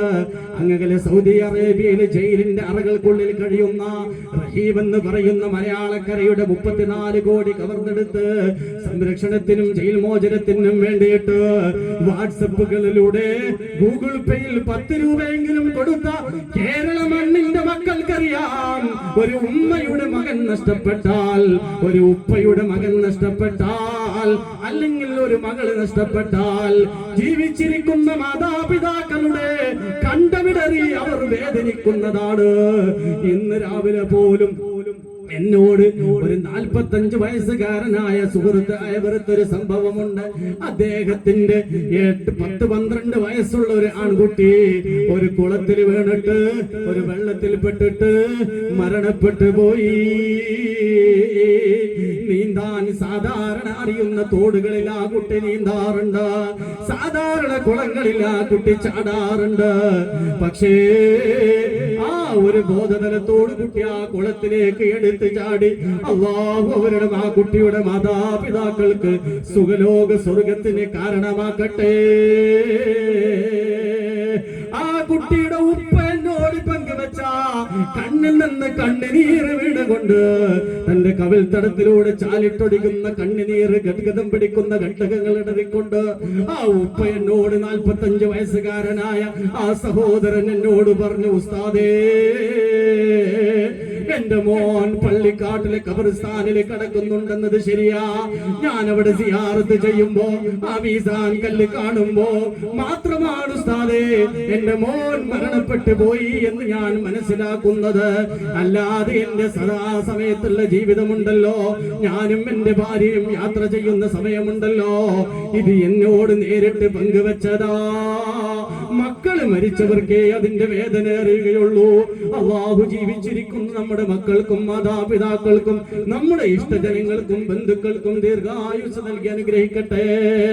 ആ സഹോദരൻ പറയുകയാ, എന്റെ സാധാരണ ജീവിതത്തില് എന്റെ മോൻ എന്റെ കൂടെ ഉണ്ട്. ഭക്ഷണം കഴിക്കുമ്പോൾ എന്റെ വീട്ടിൽ എന്റെ മോനുണ്ട്, യാത്ര ചെയ്യുമ്പോൾ എന്റെ വീട്ടിൽ എന്റെ മോനുണ്ട്. ഞാൻ വസ്ത്രങ്ങൾ വാങ്ങുമ്പോ പലഹാരങ്ങൾ വാങ്ങുമ്പോ ഞാൻ എന്തെന്ത് സുഖങ്ങൾ അനുഭവിക്കുമ്പോഴും എന്റെ മോനെന്റെ കൂടെ ഒരു കർട്ടനപ്പുറത്ത് ജീവിക്കുന്നത് പോലെ, അപ്പുറത്തെ മൈതാനിയിൽ കൂട്ടുകാരത്ത് കളിക്കുന്നത് പോലെ ഞാൻ മനസ്സിലാക്കുന്നു എന്ന് ആ സഹോദരൻ അങ്ങ് പറഞ്ഞപ്പോ ഞാൻ ഈ സംഭവം അങ്ങ് ആലോചിച്ചു പോയി. യാക്കൂബ് നബി അലൈഹിസ്സലാത്തു വസ്സലാം വർഷങ്ങളോളം കാണാതെയായി പോയ യൂസുഫ് നബി അലൈഹിസ്സലാത്തു വസ്സലാമിന്റെ ആ വേർപാടിന്റെ വേദനയിൽ കരഞ്ഞു കലങ്ങിയ കണ്ണുമായി കഴിഞ്ഞുകൂടിയപ്പോ അവിടുത്തെ കണ്ണിന്റെ കാഴ്ച പോയി. സൗദി അറേബ്യയിലെ റഹീമിന്റെ ഉമ്മയുടെ രോദനം നമ്മൾ സോഷ്യൽ മീഡിയയിലൂടെ കണ്ടതാണ്. മുഅ്മിനീങ്ങളെ, ഈ വേദനയ്ക്ക് പറയാൻ വാക്കുകളില്ല, ഈ വേദന കാണിച്ചു കൊടുക്കാൻ പ്രവർത്തനങ്ങളില്ല. അതുകൊണ്ടാ പരിശുദ്ധമായ ഖുർആൻ 110ഓളം ആയത്തുകൾ ഇതിനു വേണ്ടി ചെലവഴിച്ച് സവിസ്തരം പറഞ്ഞു വെക്കുന്നത്. അങ്ങനെയെങ്കിലും അത് മനസ്സിലാക്കുവാൻ വേണ്ടിയാണ്. മഹാനായ യാക്കൂബ് നബി അലൈഹിസ്സലാത്തു വസ്സലാമിന്റെ കാഴ്ച പോലും നഷ്ടപ്പെട്ടു പോവുകയാണ്. അത്രമാത്രം യൂസുഫ് നബി അലൈഹിസ്സലാമിനോട് ഇഷ്ടമുണ്ടായിരുന്നു. ആ മഹാനായ യാക്കൂബ് നബി അലൈഹിസ്സലാം ആ കുട്ടിയെ വേണ്ട വിധത്തിൽ ചേർത്ത് പിടിച്ചിരുന്നു, നല്ലോണം ചേർത്ത് പിടിച്ചിരുന്നു. എങ്ങനെ പിടിച്ചു? എല്ലാ കാവലും ആ കുട്ടിക്ക് തനിക്ക് കൊടുക്കാൻ പറ്റുന്ന വിധത്തിൽ യാക്കൂബ് നബി അലൈഹിസ്സലാം കൊടുത്തു. അതാണ് നിങ്ങൾ മക്കളോട് കരുണ കാണിക്കൂ എന്ന് പറഞ്ഞത്, മക്കളോട് കാരുണ്യം കാണിക്കൂ എന്ന് പറഞ്ഞത്. എന്താണ് ആ സംഭവം? മഹാനായ യൂസുഫ് നബി അലൈഹിസ്സലാത്തു വസ്സലാം സുദീർഘമായ തീക്ഷ്ണമായ പരീക്ഷണങ്ങളെയൊക്കെ അതിജയിച്ച് കടന്നത് എങ്ങനെയെന്നറിയോ? യാക്കൂബ് നബി അലൈഹിസ്സലാത്തു വസ്സലാം, യൂസുഫ് നബി അലൈഹിസ്സലാത്തു വസ്സലാം ജനിച്ച ചെറിയ ബാല്യകാലത്ത് തന്നെ യാക്കൂബ് നബിയുടെ പിതാവ് ഇസ്ഹാഖ് നബി അലൈഹിസ്സലാമിന്റെ പിതാവ് ഇബ്രാഹിം നബി അലൈഹിസ്സലാത്തു വസ്സലാമിലൂടെ കിട്ടിയ വലിയ ഒരു മുതൽ കൂട്ട് ബഹുമാനപ്പെട്ടവരുടെ കയ്യിലുണ്ടായിരുന്നു. എന്താണ് സംഭവം? ഇബ്രാഹിം നബി അലൈഹിസ്സലാത്തു വസ്സലാമിനെ നമ്രൂദിന്റെ തീകുണ്ഠാരത്തിലിട്ട സമയത്ത് എന്തേ തീ കത്താതിരുന്നത്, ശരീരത്തിൽ തീ കൊള്ളാതിരുന്നത്? അല്ലാഹു സുബ്ഹാനഹു വ തആല ജിബ്രീൽ മുഖാന്തരം ഒരു മുഅ്ജിസത്തിന്റെ ഒരു വസ്ത്രം ശരീരത്തിൽ അണിയാൻ അയച്ചു കൊടുത്തിരുന്നു. അത് ഇബ്രാഹിം നബി അലൈഹി ഇസ്ലാം ധരിച്ചിരുന്നു. ആ വസ്ത്രം ഇസ്ഹാഖ് നബി അലൈഹി ഇസ്ലാമിന് കൈമാറിയിരുന്നു. അത് യാക്കൂബ് നബി അലൈഹി ഇസ്ലാമിലൂടെ മഹാനായ സയ്യിദന യൂസുഫ് നബി അലൈഹി ഇസ്ലാമിലേക്ക് എത്തിയിട്ടുണ്ടായിരുന്നു. എങ്ങനെ? ആ വസ്ത്രത്തിന് ഒരു പ്രത്യേകതയുണ്ടായിരുന്നു. അത് എത്ര വേണമെങ്കിലും നീളുമായിരുന്നു, എത്ര വേണമെങ്കിലും ചുരുങ്ങുമായിരുന്നു, എത്ര വേണമെങ്കിലും ചുരുക്കമായിരുന്നു, വളരെ ചെറുതാക്കാം. യാക്കൂബ് നബി അലൈഹി ഇസ്ലാം എന്ത് ചെയ്തു? യാക്കൂബ് നബി അലൈഹി സ്വലാത്തു വസ്സലാം ആ വസ്ത്രം വളരെ ചെറുതാക്കി അതൊരു ഐക്കല്ലാക്കി കെട്ടിയിട്ട് ഈ കുട്ടിയുടെ ശരീരത്തിൽ ആ ഐക്കല്ല് കെട്ടിക്കൊടുത്തിരുന്നു എന്ന് മുഫസ്സിറുകൾ രേഖപ്പെടുത്തിയത് നമുക്ക് കാണാൻ കഴിയുന്നു. ആ ഐക്കല്ല് ശരീരത്തിലുള്ളത് കൊണ്ട് പൊട്ടക്കിണറ്റിൽ എറിഞ്ഞ സമയത്ത് പാറക്കല്ലുകൾ മറിച്ചിട്ടപ്പോഴും ആ കുട്ടിക്ക് ശരീരത്തിൽ ഒരു പോറല് പോലും ഏറ്റില്ല. അങ്ങനെ ഏതേത് ദുർഘടഘട്ടങ്ങളിലൂടെ പോയപ്പോഴും ഒരു അപകടവും ആ കുട്ടിക്ക് പറ്റിയില്ല. നോക്കണം, മഹാനായ യാക്കൂബ് നബി അലൈഹി സ്വലാത്തു വസ്സലാം നമ്മളെ കുട്ടികൾക്ക് ഉണ്ടല്ലോ, സ്കൂൾക്ക് പോകുമ്പോ നമ്മൾ അവര് പോകുന്ന വാഹനം കയറിനോടുത്ത് ചെല്ലും, വാഹനം അങ്ങനെ കയറ്റി കൊടുക്കും, സ്റ്റെപ്പൊക്കെ ശരിക്കും ചവിട്ടിയില്ലേ ഒക്കെ നോക്കും. എന്തിനാ കുട്ടി അങ്ങനെ സീറ്റിൽ കയറി ഇരുന്നിട്ട് ഒരു ടാറ്റപ്പായി അടിച്ചാലേ നമ്മൾ നല്ല പോരിനുള്ളൂ. അല്ലെങ്കിലോ നമ്മളെ വണ്ടിയിൽ കയറ്റിയിട്ട് കുട്ടിനെ സ്കൂളിൽ കൊണ്ടുപോയിട്ട് കയ്യൊക്കെ പിടിച്ച് ആ ക്ലാസ്സിലാണ് കയറ്റി ഇരുത്തിയിട്ട് നമ്മൾ പോരിനുള്ളൂ. എന്താ കാരണം? ഈ കുട്ടിക്കൊരു അപകടം പറ്റരുത് എന്ന ഒരു കരുതലാണ്. എന്നാ അതേ സമയത്ത് കുട്ടികളോട് ചെയ്യേണ്ടുന്ന അവകാശങ്ങൾ നമ്മൾ ചെയ്തു കൊടുക്കാതിരുന്നാലോ? എന്താ കുട്ടികളുടെ അവകാശം എന്ന് പറഞ്ഞാൽ? കുട്ടികളുടെ അവകാശം എന്ന് പറഞ്ഞാൽ അവർക്ക് ഡ്രസ്സ് വാങ്ങി കൊടുക്കുക, അവർക്ക് ഭക്ഷണം കൊടുക്കുക, അവർക്ക് ഉറങ്ങാൻ സമയം കൊടുക്കുക. ഇത് മാത്രമല്ല, അതിനേക്കാൾ കൂടുതൽ അപ്പുറത്തേക്ക് നമ്മൾ വായിക്കേണ്ടുന്ന കടമകൾ കുട്ടികളിലുണ്ട്. അതെന്താണെന്നറിയുമോ? കുട്ടികളുടെ മാനസികമായ ആവശ്യങ്ങളുണ്ട്. അത് നമ്മൾ തിരിച്ചറിയാതെ പോയാൽ അവരോട് ചെയ്യുന്ന മാനസികമായ ആക്രമണമാണത്. ഞാനിത് പറയാനുള്ള ഒരു കാരണം എന്തെന്നറിയുമ്പോ, കുട്ടിക്കാലങ്ങളിൽ തന്നെ 15 വയസ്സൊക്കെ ആവുന്നതിന്റെ മുമ്പ് തന്നെ കുട്ടികൾ അനുഭവിക്കുന്ന വൈകാരിക തലങ്ങൾ നമുക്ക് വായിച്ചെടുക്കാൻ സാധ്യമാകാതെ പോയാൽ കുട്ടികളോട് നമ്മൾ പല വിധത്തിലുള്ള ആക്രമണങ്ങൾ നടത്തിക്കൊണ്ടിരിക്കുന്നുണ്ട് ദൈനംദിനേനെ.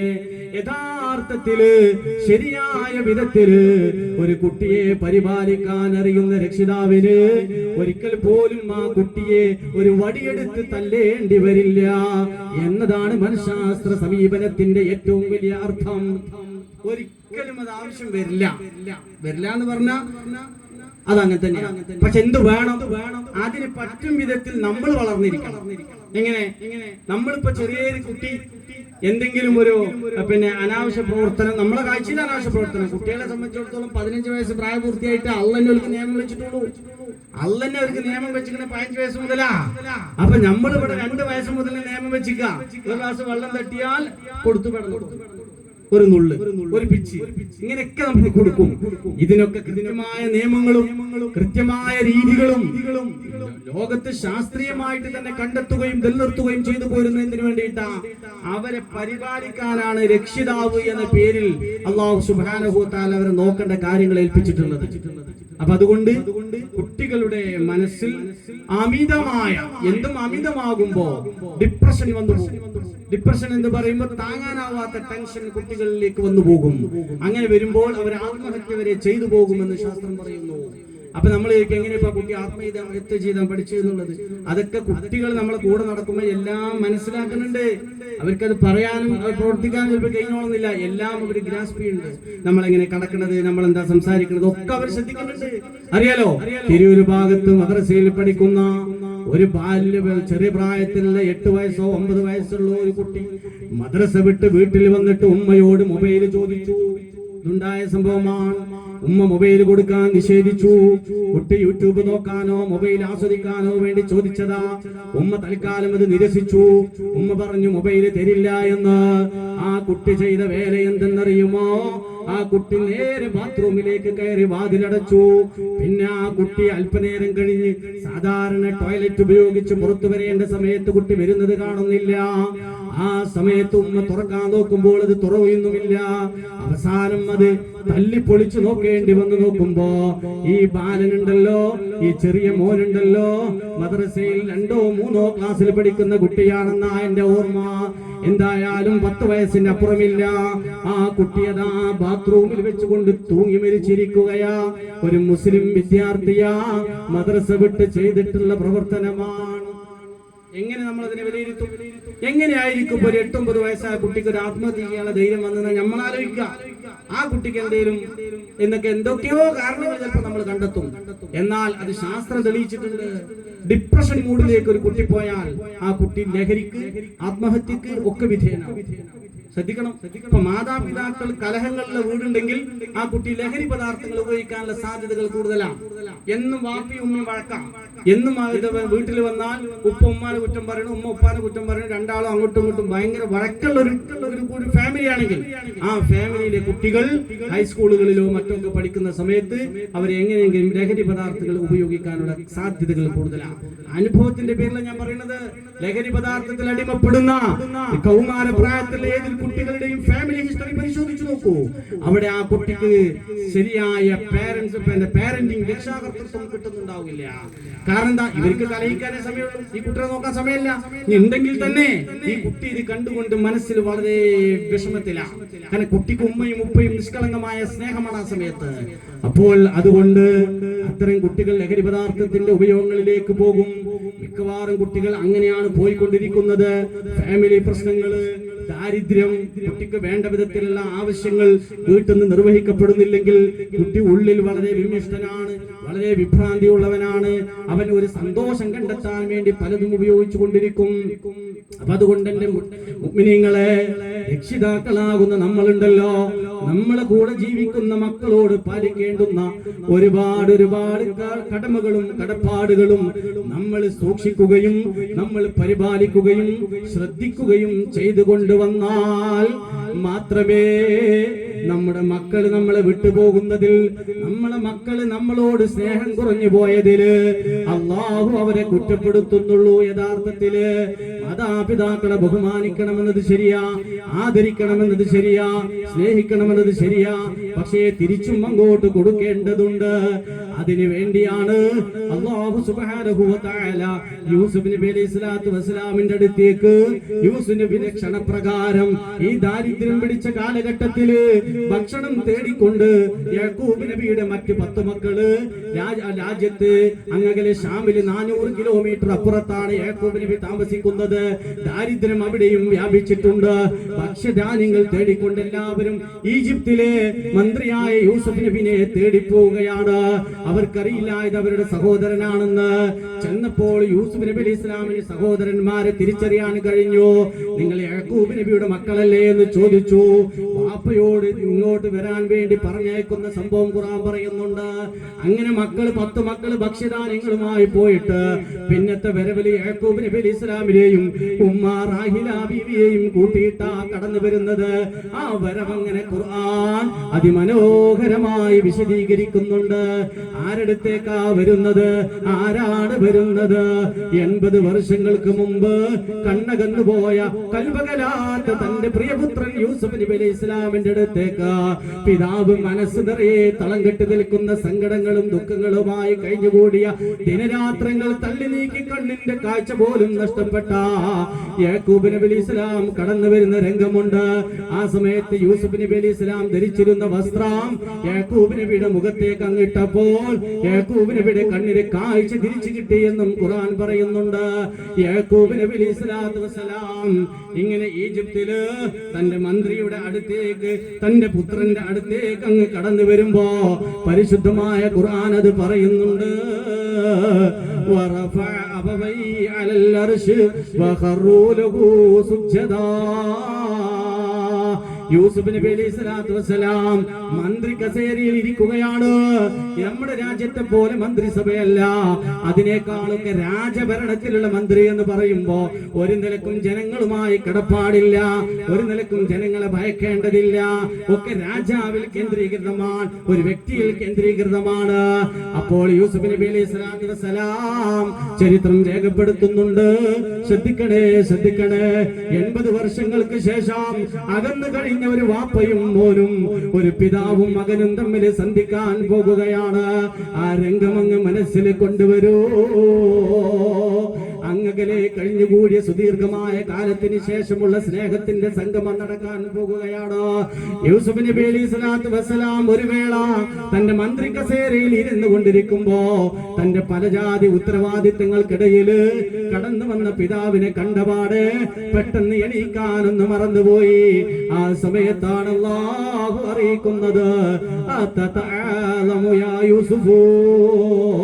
യൂസുഫേ, നീ മാതാപിതാക്കളെക്കാൾ വലിയവനാവുകയാണോ? പെട്ടെന്നൊരു മാനസികമായ പെട്ടെന്നൊരു വിഭ്രാന്തിയിൽ പല പിഴവുകളും സംഭവിച്ചു പോകുമല്ലോ. പക്ഷേ ഈ വിളിയാളം അങ്ങ് കേട്ടപ്പോ യൂസുഫ് നബി അലൈഹി സ്വലാം പെട്ടെന്ന് അങ്ങ് എണീക്കുകയാണ്. ആ എണീറ്റിട്ട് ഈ സിംഹാസനത്തില്, അർശ് എന്ന് പറഞ്ഞാൽ സിംഹാസനം, അവിടെ ഉദ്ദേശിക്കപ്പെടുന്നത് മന്ത്രി ഇരുന്നിരുന്ന മന്ത്രിയുടെ പ്രത്യേകമായ ഒരു ഇരിപ്പിടം എന്നാണ്. ആ ഇരിപ്പിടത്തിൽ ആ രാജ്യത്ത് അധിവസിക്കുന്ന ഒരാൾക്ക് പോലും തൊടാൻ പോലും പറ്റില്ല, ഇരിക്കാൻ പോലും പറ്റുകയില്ല. ആ സ്ഥലത്തേക്ക് കടന്നു വരുന്നവരാരാ? എല്ലാവരുടെയും കണ്ണില് അങ്ങകലെ 400 കിലോമീറ്ററിന് അപ്പുറത്തുള്ള ദരിദ്രവാസികള്, ഈ രാജ്യത്ത് വിതരണം ചെയ്യുന്ന ധാന്യങ്ങൾ ശേഖരിക്കാൻ യാചകരായി കടന്നു വരുന്ന, ശരിയായ വസ്ത്രമില്ലാത്ത, മലമ്പ്രദേശത്തിൽ താമസിക്കുന്ന, നാഗരികത തൊട്ട് തീണ്ടിയിട്ടില്ലാത്ത, സംസ്കാരങ്ങൾ കണ്ടിട്ടില്ലാത്ത ഒരു ഉൾക്കാടുകളിൽ താമസിക്കുന്നവരാണ് യാക്കൂബ് നബിയും കുടുംബവും. അവിടുന്ന് കടന്നു വരുന്ന ഈ സംഘത്തെ കണ്ടിട്ട് പെട്ടെന്നൊന്നും അങ്ങ് ചിന്ത വരില്ല. യൂസുഫ് നബി അലൈഹി സ്വലാം അള്ളാഹുവിന്റെ നിർദ്ദേശപ്രകാരം അവിടുന്ന് ചാടി എണീക്കുകയാണ്. മന്ത്രിയുടെ ചലനം കണ്ട് ആ സദസ്സാകെ വിഭ്രാന്തി കൊള്ളുകയാണ്. എന്നിട്ട് യൂസുഫ് നബി അലൈഹി സ്വലാത്തു വസ്സലാം മാതാപിതാക്കളോട് കാണിച്ചത് പരിശുദ്ധമായ ഖുർആൻ അത് വളരെയധികം എടുത്തൊരായത്തിലൂടെ പറയുന്നു. ഈ സിംഹാസനത്തിന്റെ മുകളിലേക്ക് തന്റെ മാതാപിതാക്കളെ ഉയർത്തിയിരുത്തി. യൂസുഫ് നബിന്റെ മുമ്പിൽ സുജൂദിലെന്ന് വീണു. ഈ ഉമ്മത്തിന്റെ നിയമമല്ല. പഴയ കാലത്ത് അങ്ങനെ സുജൂദ് ചെയ്യൽ നമ്മൾ ഇന്ന് സലാം പറയുന്നതിന്റെ സ്ഥാനത്തായിരുന്നു. ഇന്നങ്ങനെ ഏത് മനുഷ്യന്റെ മുമ്പിൽ സുജൂദ് ചെയ്യാൻ പറ്റൂല, അത് വേറെ കാര്യം. പക്ഷേ ഖുർആൻ എടുത്തു വെക്കുന്നത് കണ്ടോ? മാതാപിതാക്കളെ അങ്ങനെ കയറ്റിയിരുത്തി എന്ന് ഖുർആൻ പറയുമ്പോ അത് ആ കാലഘട്ടത്തിൽ ഒരു ഉപ്പാക്കും ഉമ്മാക്കും കൊടുക്കാൻ പറ്റുന്നതിലെ ഏറ്റവും വലിയ ആദര സൂചകമായ പ്രവർത്തനമായിരുന്നു എന്നാണ് നമ്മൾ അതിനെ മനസ്സിലാക്കേണ്ടത്. ആ സമയത്ത്, ആ സന്ദർഭത്തില്, ആ കാലഘട്ടത്തിൽ ചെയ്യാൻ പറ്റുന്ന ഏറ്റവും വലിയ ഉന്നതമായ ആദരവിന്റെ സൂചകം. അപ്പൊ നമ്മൾ എന്ത് മനസ്സിലാക്കണം? നമ്മൾ നമ്മുടെ മാതാപിതാക്കളെ എത്ര കണ്ട് ആദരിക്കാനും ബഹുമാനിക്കാനും അതാത് കാലഘട്ടത്തിൽ എങ്ങനെ സാധിക്കുമോ എങ്കിൽ അவ்விധത്തിൽ നമ്മൾ പെരുമാറേണ്ടതുണ്ട് എന്നാണ് പരിശുദ്ധമായ ഖുർആൻ ഇങ്ങനെ പറഞ്ഞു വെക്കുന്നത്. അതുകൊണ്ട് മുഅ്മിനീങ്ങളെ, മാതാപിതാക്കൾക്ക് മക്കളോടും, മക്കൾക്ക് മാതാപിതാക്കളോടും, അതുപോലെ നമ്മുടെ അയൽപക്ക ബന്ധങ്ങളിലാണെങ്കിലും ഭാര്യഭർത്തൃ ബന്ധങ്ങളിലാണെങ്കിലും നമ്മുടെ കടപ്പാടുകൾ പൂർണ്ണമായും നമ്മൾ നിർവഹിച്ച് ജീവിച്ചാലേ നാളെ സുഖലോക സ്വർഗത്തിലേക്ക് നമുക്ക് കടക്കാൻ സാധിക്കുകയുള്ളൂ. അല്ലാഹു സുബ്ഹാനഹു വ തആല നമ്മെ അനുഗ്രഹിക്കട്ടെ. ഞാൻ സുദീർഘമായി നീട്ടിക്കൊണ്ടു പോകുന്നില്ല. എന്റെ ശബ്ദം ശ്രവിക്കുന്ന നമ്മൾ ഓരോരുത്തരും, നമുക്ക് മാതാപിതാക്കൾ ജീവിച്ചിരിക്കുന്നവർ നമ്മുടെ കൂട്ടത്തിലുണ്ട്, മരണപ്പെട്ടു പോയവർ നമ്മുടെ കൂട്ടത്തിലുണ്ട്. മരണപ്പെട്ടു പോയവർക്ക് അല്ലാഹു മഗ്ഫിറത്ത് ചെയ്യട്ടെ. നമ്മുടെ മാതാപിതാക്കൾ മരണപ്പെട്ടു പോയിട്ടുണ്ടെങ്കിൽ, ജീവിച്ചിരിക്കുന്നുണ്ടെങ്കിൽ അവരോട് നമുക്ക് കൃത്യമായി സംസാരിച്ച് പൊരുത്തപ്പെടിപ്പിച്ചവർക്ക് വേണ്ടുന്ന സൽക്കർമ്മങ്ങൾ ചെയ്യാൻ. എന്നാൽ മരണപ്പെട്ടു പോയവരാണെങ്കിലോ, ആരുടെ മണ്ണിലാണെങ്കിലോ, സ്വഹാബത്ത് അല്ലാഹുവിന്റെ റസൂലിനോട് ചോദിക്കുകയുണ്ടായി, യാ റസൂലല്ലാഹ്, എന്റെ ഉമ്മ മരണപ്പെട്ടു പോയി, എന്റെ ഉപ്പ മരണപ്പെട്ടു പോയി, ഞാൻ ചില പ്രശ്നത്തിലായിരുന്നു, ചില കാലുഷ്യത്തിലായിരുന്നു, ഞാൻ എങ്ങനെയാണ് പൊരുത്തപ്പെടിപ്പിക്കുക?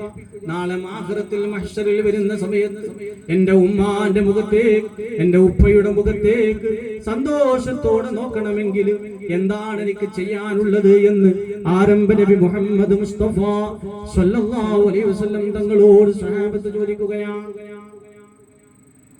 ഇസ്ലാമിൽ പരിഹാരമില്ലാത്തൊരു പ്രശ്നമല്ലല്ലോ. മരിക്കുന്നതിന്റെ മുമ്പ് ഒരു മുഅ്മിനായ മനുഷ്യന്റെ ജീവിതത്തിൽ എല്ലാത്തിനും അതിൻ്റെതായ ഒരു പരിഹാരം. അല്ലാഹുവിന്റെ റസൂൽ പറഞ്ഞു, ഒന്ന് ഉമ്മയോട് നീ സ്വന്തമായി നന്നാവുക. ഒന്നാമത്തെ കാര്യം നമ്മൾ സ്വാലിഹാകുക. എങ്ങനെ സ്വാലിഹാകുക? അള്ളാഹ്ക്ക് ഇഷ്ടപ്പെട്ട രൂപത്തിൽ ശിഷ്ടകാല ജീവിതം നയിക്കുക. അതെന്നെ ഉമ്മാക്ക് ഖബറിലേക്ക് വലിയൊരു വെളിച്ചമായിരിക്കും, സന്തോഷമായിരിക്കും. രണ്ടാമത്, ഉമ്മയോട് ബന്ധപ്പെട്ടിട്ടുണ്ടായിരുന്ന ആൾക്കാർ, ഉമ്മയുടെ ബന്ധുക്കള്, ഉമ്മയുടെ ചങ്ങാതി, ഉപ്പയുടെ ചങ്ങാതിമാര്, ഇങ്ങനെയൊക്കെയുള്ളവരോട് നല്ല സ്നേഹവും ബന്ധവും പുലർത്തുക. മൂന്നാമതോ, ഉമ്മയുടെ പേരിലും ഉപ്പയുടെ പേരിലും ദാനധർമ്മങ്ങൾ നടത്തുക. എന്റെ മരണപ്പെട്ടു പോയ ഉമ്മയുടെ പേരിൽ ഞാൻ സംഭാവന നൽകുന്നു, ഞാൻ സ്വതക്ക ചെയ്യുന്നു എന്ന് പറഞ്ഞുകൊണ്ട് സംഭാവനകൾ ചെയ്യുക. ഈ മൂന്ന് പരിഹാരമാണ് ആരംഭ റസൂൽ സല്ലല്ലാഹു അലൈഹി വസല്ലം തങ്ങൾ നമ്മെ പഠിപ്പിച്ചിട്ടുള്ളത്. അതിൽ ആദ്യം പറഞ്ഞത് വളരെ പ്രധാന. നമ്മൾ സ്വയം നന്നായാൽ ഖബറിലുള്ള നമ്മുടെ ഉമ്മ സന്തോഷിക്കും, ഉപ്പ സന്തോഷിക്കും എന്ന് പറഞ്ഞാൽ ഖബറിൽ എത്തിയാൽ അവർക്ക് ബോധ്യപ്പെട്ട ഒരു ലോകമുണ്ട്, അവർക്ക് മനസ്സിലായ ഒരു ജീവിതമുണ്ട്, അത് പരലോകമാണ്. അവർ ഖബറിൽ നിന്ന് പരലോകം കണ്ടു കടക്കുകയാണ്, ഖബർ കണ്ടു കടക്കുകയാണ്. നരകമോ സ്വർഗമോ കണ്ടു കിടക്കുകയാണ്. അല്ലാഹു സ്വർഗത്തിന്റെ കവാടം അവർക്ക് തുറന്നു കൊടുക്കട്ടെ. അവർ ചെയ്ത എല്ലാ തിന്മകളും വീഴ്ചകളും അല്ലാഹു പരിഹരിച്ചു കൊടുക്കട്ടെ. രണ്ടാമതോ, അവരോട് ബന്ധപ്പെട്ടവരോട് നല്ല രീതിക്ക് ബന്ധപ്പെടുക. മൂന്നാമത് സദക്കകൾ കൊടുക്കുക എന്നുള്ളതൊക്കെയാണ്. അപ്പൊ അതുകൊണ്ട് നമ്മുടെ മാതാപിതാക്കളെ, നമ്മുടെ മക്കളെ നമ്മൾ വലിയ ഒരു അമാനത്തായി വളരെ ചുരുങ്ങിയ സമയത്തിന്റെ ഉള്ളിൽ, ഞാൻ ഈ വിഷയത്തെ ദീർഘിപ്പിച്ചു കൊണ്ട് പോകാതെ നിങ്ങൾക്ക് മുമ്പിൽ അവതരിപ്പിച്ചുകൊണ്ട് ഇതിന്റെ നാലതിരുകളിലേക്ക് ഞാൻ ഓരം പറ്റി കയറി ചെന്നുകൊണ്ട് സമയം കവർന്നെടുക്കാതെ ഭാര്യഭർത്തൃ ബന്ധത്തിന്റെ വലിയ വിശാലമായ അർത്ഥങ്ങൾ, അയൽപക്ക ബന്ധങ്ങളുടെ വിശാലമായ കാഴ്ചപ്പാടുകൾ എല്ലാത്തിനെ സംബന്ധിച്ചും സുദീർഘമായി നമുക്ക് സംസാരിക്കാനും പറയാനും മനസ്സിലാക്കാനും പറ്റുന്ന സാമൂഹികമായ നന്മകളുടെ വലിയ ഒരു വിളവെടുപ്പ് പരിശുദ്ധമായ ഖുർആനിലൂടെ മുസ്ലിം ഉമ്മത്തിന് അല്ലാഹു വഹിയിന്റെ വെളിച്ചത്തിലൂടെ കരിഞ്ഞേകിയിരിക്കുകയാണ്. വളരെ വൈകിയ സമയത്ത് നമ്മൾ തുടങ്ങി, ഇനി വല്ലാതെ സമയം കളയുമ്പോ അത് നാളത്തെയും മറ്റന്നാളിലെയും പരിപാടിയെ ബാധിക്കും എന്ന് ഞാൻ മനസ്സിലാക്കുകയാണ്. അതുകൊണ്ട് ഇൻഷാ അല്ലാഹ് നാളെ PH ഇബ്രാഹിം അൻവരി ഉസ്താദിന്റെ ആദികൾ പറയാം നാഥനോട് എന്ന് പറയുന്ന വളരെ ആത്മീയമായി നമ്മൾ അറിഞ്ഞിരിക്കേണ്ടുന്ന ഒരു ബോധന ഉള്ള ഒരു നല്ല പ്രഭാഷണം നടക്കാനിരിക്കുകയാണ്. മറ്റന്നാൾ ഇൻഷാ അല്ലാഹ് നമ്മൾക്ക് ഏവർക്കും സുപരിചിതരായ നമ്മുടെ പരിസര പ്രദേശങ്ങളിൽ, നമ്മുടെ മഹല്ലത്തിന്റെ വിവിധ പ്രദേശങ്ങളിലൊക്കെ പലപ്പോഴും വന്ന് ദുആക്ക് നേതൃത്വം കൊടുത്തിട്ടുള്ള മലപ്പുറം ജില്ലാ മജ്ലിസിന്റെ ഊരിന്റെ അമീർ കൂടിയായ സയ്യിദ് OMS തങ്ങൾ മേലാറ്റൂർ, OMS വലിയ തങ്ങൾ മഹാനവറുകൾ നമുക്ക് ഏവർക്കും സുപരിചിതനാണ്. അഹ്ലു ബൈത്തിലെ ഒരു കണ്ണിയാണ്, അല്ലാഹുവിന്റെ റസൂലിന്റെ കുടുംബത്തിൽപ്പെട്ടവരാണ്. അവരെ ആദരിക്കുക. ഈ മഹത്തായ സദസ്സിന് ഇന്ന് ഉദ്ഘാടന ഭാഷണം നടത്തിക്കൊണ്ട് അനുഗ്രഹിച്ചത് ഐദ്രൂസി ഖബീലയിൽപ്പെട്ട ബഹുമാന്യരായ തങ്ങളവറുകളാണ്. അദ്ദേഹത്തിന്റെ നസീഹത്തും അവിടുത്തെ ഖുർആൻ വാക്കുകൾ വിട്ടുകൊണ്ടുള്ള ഉദ്ഘാടനവും നമുക്ക് അനുഗ്രഹീതമാണ്. ഈ സദസ്സ് നമുക്കൊരിക്കലും നഷ്ടമല്ല. പിന്നെ നമ്മൾ സമ്മേളിച്ചിരിക്കുന്നതാണെങ്കിലോ അത് മഹാന്മാരായ അല്ലാഹുവിന്റെ പ്രത്യേകമായ അനുഗ്രഹം ലഭ്യമായ മുതഅല്ലിമുകൾ എന്ന് പറയുന്ന ഇൽമിന്റെ പഠിക്കുകയും അത് പഠിപ്പിക്കുകയും ചെയ്യുന്ന ഇൽമിന്റെ വക്താക്കളുടെ കാരണം കൊണ്ടാണ് നമ്മൾ പല സദസ്സുകളിലും പോകാറുണ്ടാകും. പക്ഷേ മുതഅല്ലിമുകളുമായി ബന്ധപ്പെട്ട ഒരു സദസ്സാണെങ്കിൽ, ഇൽമുമായി ബന്ധപ്പെട്ട ഒരു സദസ്സാണെങ്കിൽ ഒരിക്കലും നമ്മൾ സംശയിക്കേണ്ട കാര്യമില്ല. അത് നമുക്കൊരിക്കലും നഷ്ടപ്പെടുന്ന കാര്യമല്ല. നമ്മുടെ മക്കളുണ്ടല്ലോ, ഈ മക്കളൊക്കെ നമ്മുടെ മുമ്പിൽ വന്നുകൊണ്ട് ഇൽമു പഠിക്കുന്നത്, അവരുമായി 24 മണിക്കൂറും ഇടപഴകി ജീവിക്കുന്ന ഒരാൾ എന്ന നിലക്ക് എനിക്ക് സത്യസന്ധമായും അനുഭവത്തിന്റെ വെളിച്ചത്തിലും പറയാൻ കഴിയും. കിടക്കാൻ വീട്ടിൽ സ്ഥലമില്ലാഞ്ഞിട്ടോ, ഭക്ഷണം കഴിക്കാൻ ഭക്ഷണമില്ലാഞ്ഞിട്ടോ, അല്ലെങ്കിൽ ഉടുക്കാൻ വസ്ത്രമില്ലാഞ്ഞിട്ടോ, അല്ലെങ്കിൽ മറ്റ് മറ്റവരുടെ പ്രായക്കാരായ കുട്ടികൾ 4 മണിക്ക് ശേഷമോ അല്ലെങ്കിൽ സ്കൂൾ അവധി സമയത്ത് അവരുടെ തൊട്ടടുത്തുള്ള ഗ്രൗണ്ടുകളിലോ അല്ലെങ്കിൽ ഉമ്മയുടെ മൊബൈൽ വാങ്ങി യൂട്യൂബ് ഓൺ ചെയ്തുകൊണ്ട് ഒരുപാട് യൂട്യൂബ് വീഡിയോസുകൾ കാണുകയോ ചെയ്യുന്ന, അതിനൊന്നും പറ്റാത്ത കുട്ടികളായിട്ടല്ല, അതൊക്കെ നഷ്ടപ്പെട്ട് അതിനൊന്നും ഒരു യാതൊരു അവസരവുമില്ലാതെ അതിൽ നിന്നെല്ലാം ഒരു രക്ഷക്ക് അല്ലെങ്കിൽ അതിനേക്കാൾ സുഖം, ഭൗതിക സുഖം ഈ പള്ളിയിലാണ്, എന്റെ കീഴിൽ പഠിക്കുമ്പോഴാണ് എന്ന ഭൗതികമായ ഒരു സുഖത്തിന്റെ പേരിലല്ല, അല്ലെങ്കിൽ അത് ആസ്വദിക്കാൻ വേണ്ടിയല്ല അവർ ഇങ്ങോട്ട് ഓരം ചേർന്ന് വീട് വിട്ട് യാത്ര ചെയ്ത് അവർ നടന്നു വന്നിട്ടുള്ളത്, അവർ കടന്നു വന്നിട്ടുള്ളത് എന്ന് സത്യസന്ധമായി എനിക്ക് പറയാൻ കഴിയും. ഞാൻ എപ്പോഴും ആലോചിക്കാറുണ്ട്, 10, 20 അല്ലെങ്കിൽ 25 വർഷങ്ങൾക്ക് മുമ്പ് പള്ളി ദർസിലേക്ക് ഓതാൻ പോകുന്ന ഒരു കുട്ടിയുടെ പശ്ചാത്തലം നോക്കുമ്പോ ഉപ്പാക്ക് പണിയുണ്ടാകില്ല, കിടക്കാൻ ചോർന്നൊലിക്കാത്ത വീടുണ്ടാകില്ല, ചിലപ്പോൾ ഉടുക്കാൻ വേണ്ട വിധത്തിൽ വസ്ത്രങ്ങൾ ഉണ്ടാകില്ല. എനിക്കറിയാം, ഞാനൊക്കെ മുതഅല്ലിമായിരിക്കുന്ന സമയത്ത് ഒരു ഗൾഫിൽ നിന്ന് ഒരാൾ വന്നാൽ ഒരു കുപ്പായ ശീല കൊണ്ടുവന്ന് ഉസ്താദിന്റെ അടുത്ത് കൊടുത്തിട്ട് ഒരു മുതഅല്ലിമിന് കൊടുക്കണമെന്ന് പറയുമ്പോ ഉസ്താദ് അർഹനായ ഒരു വിദ്യാർത്ഥിയെ വിളിച്ചത് കൊടുന്ന് തരുന്ന സമയത്ത്, ഒരു കള്ളിമുണ്ട് തരുന്ന സമയത്ത്, ഒരു അത്തർ കുപ്പി തരുന്ന സമയത്ത്, ഒരു തസ്ബീഹ് മാല തരുന്ന സമയത്ത്, ഒരു കിതാബ് വാങ്ങാനുള്ള ക്യാഷ് തരുന്ന സമയത്ത് നമ്മുടെ മനസ്സിലേക്ക് കടന്നു വരുന്നൊരു സന്തോഷമുണ്ട്. കാരണം നമുക്കൊന്നും കിട്ടാനുണ്ടായിരുന്നില്ല.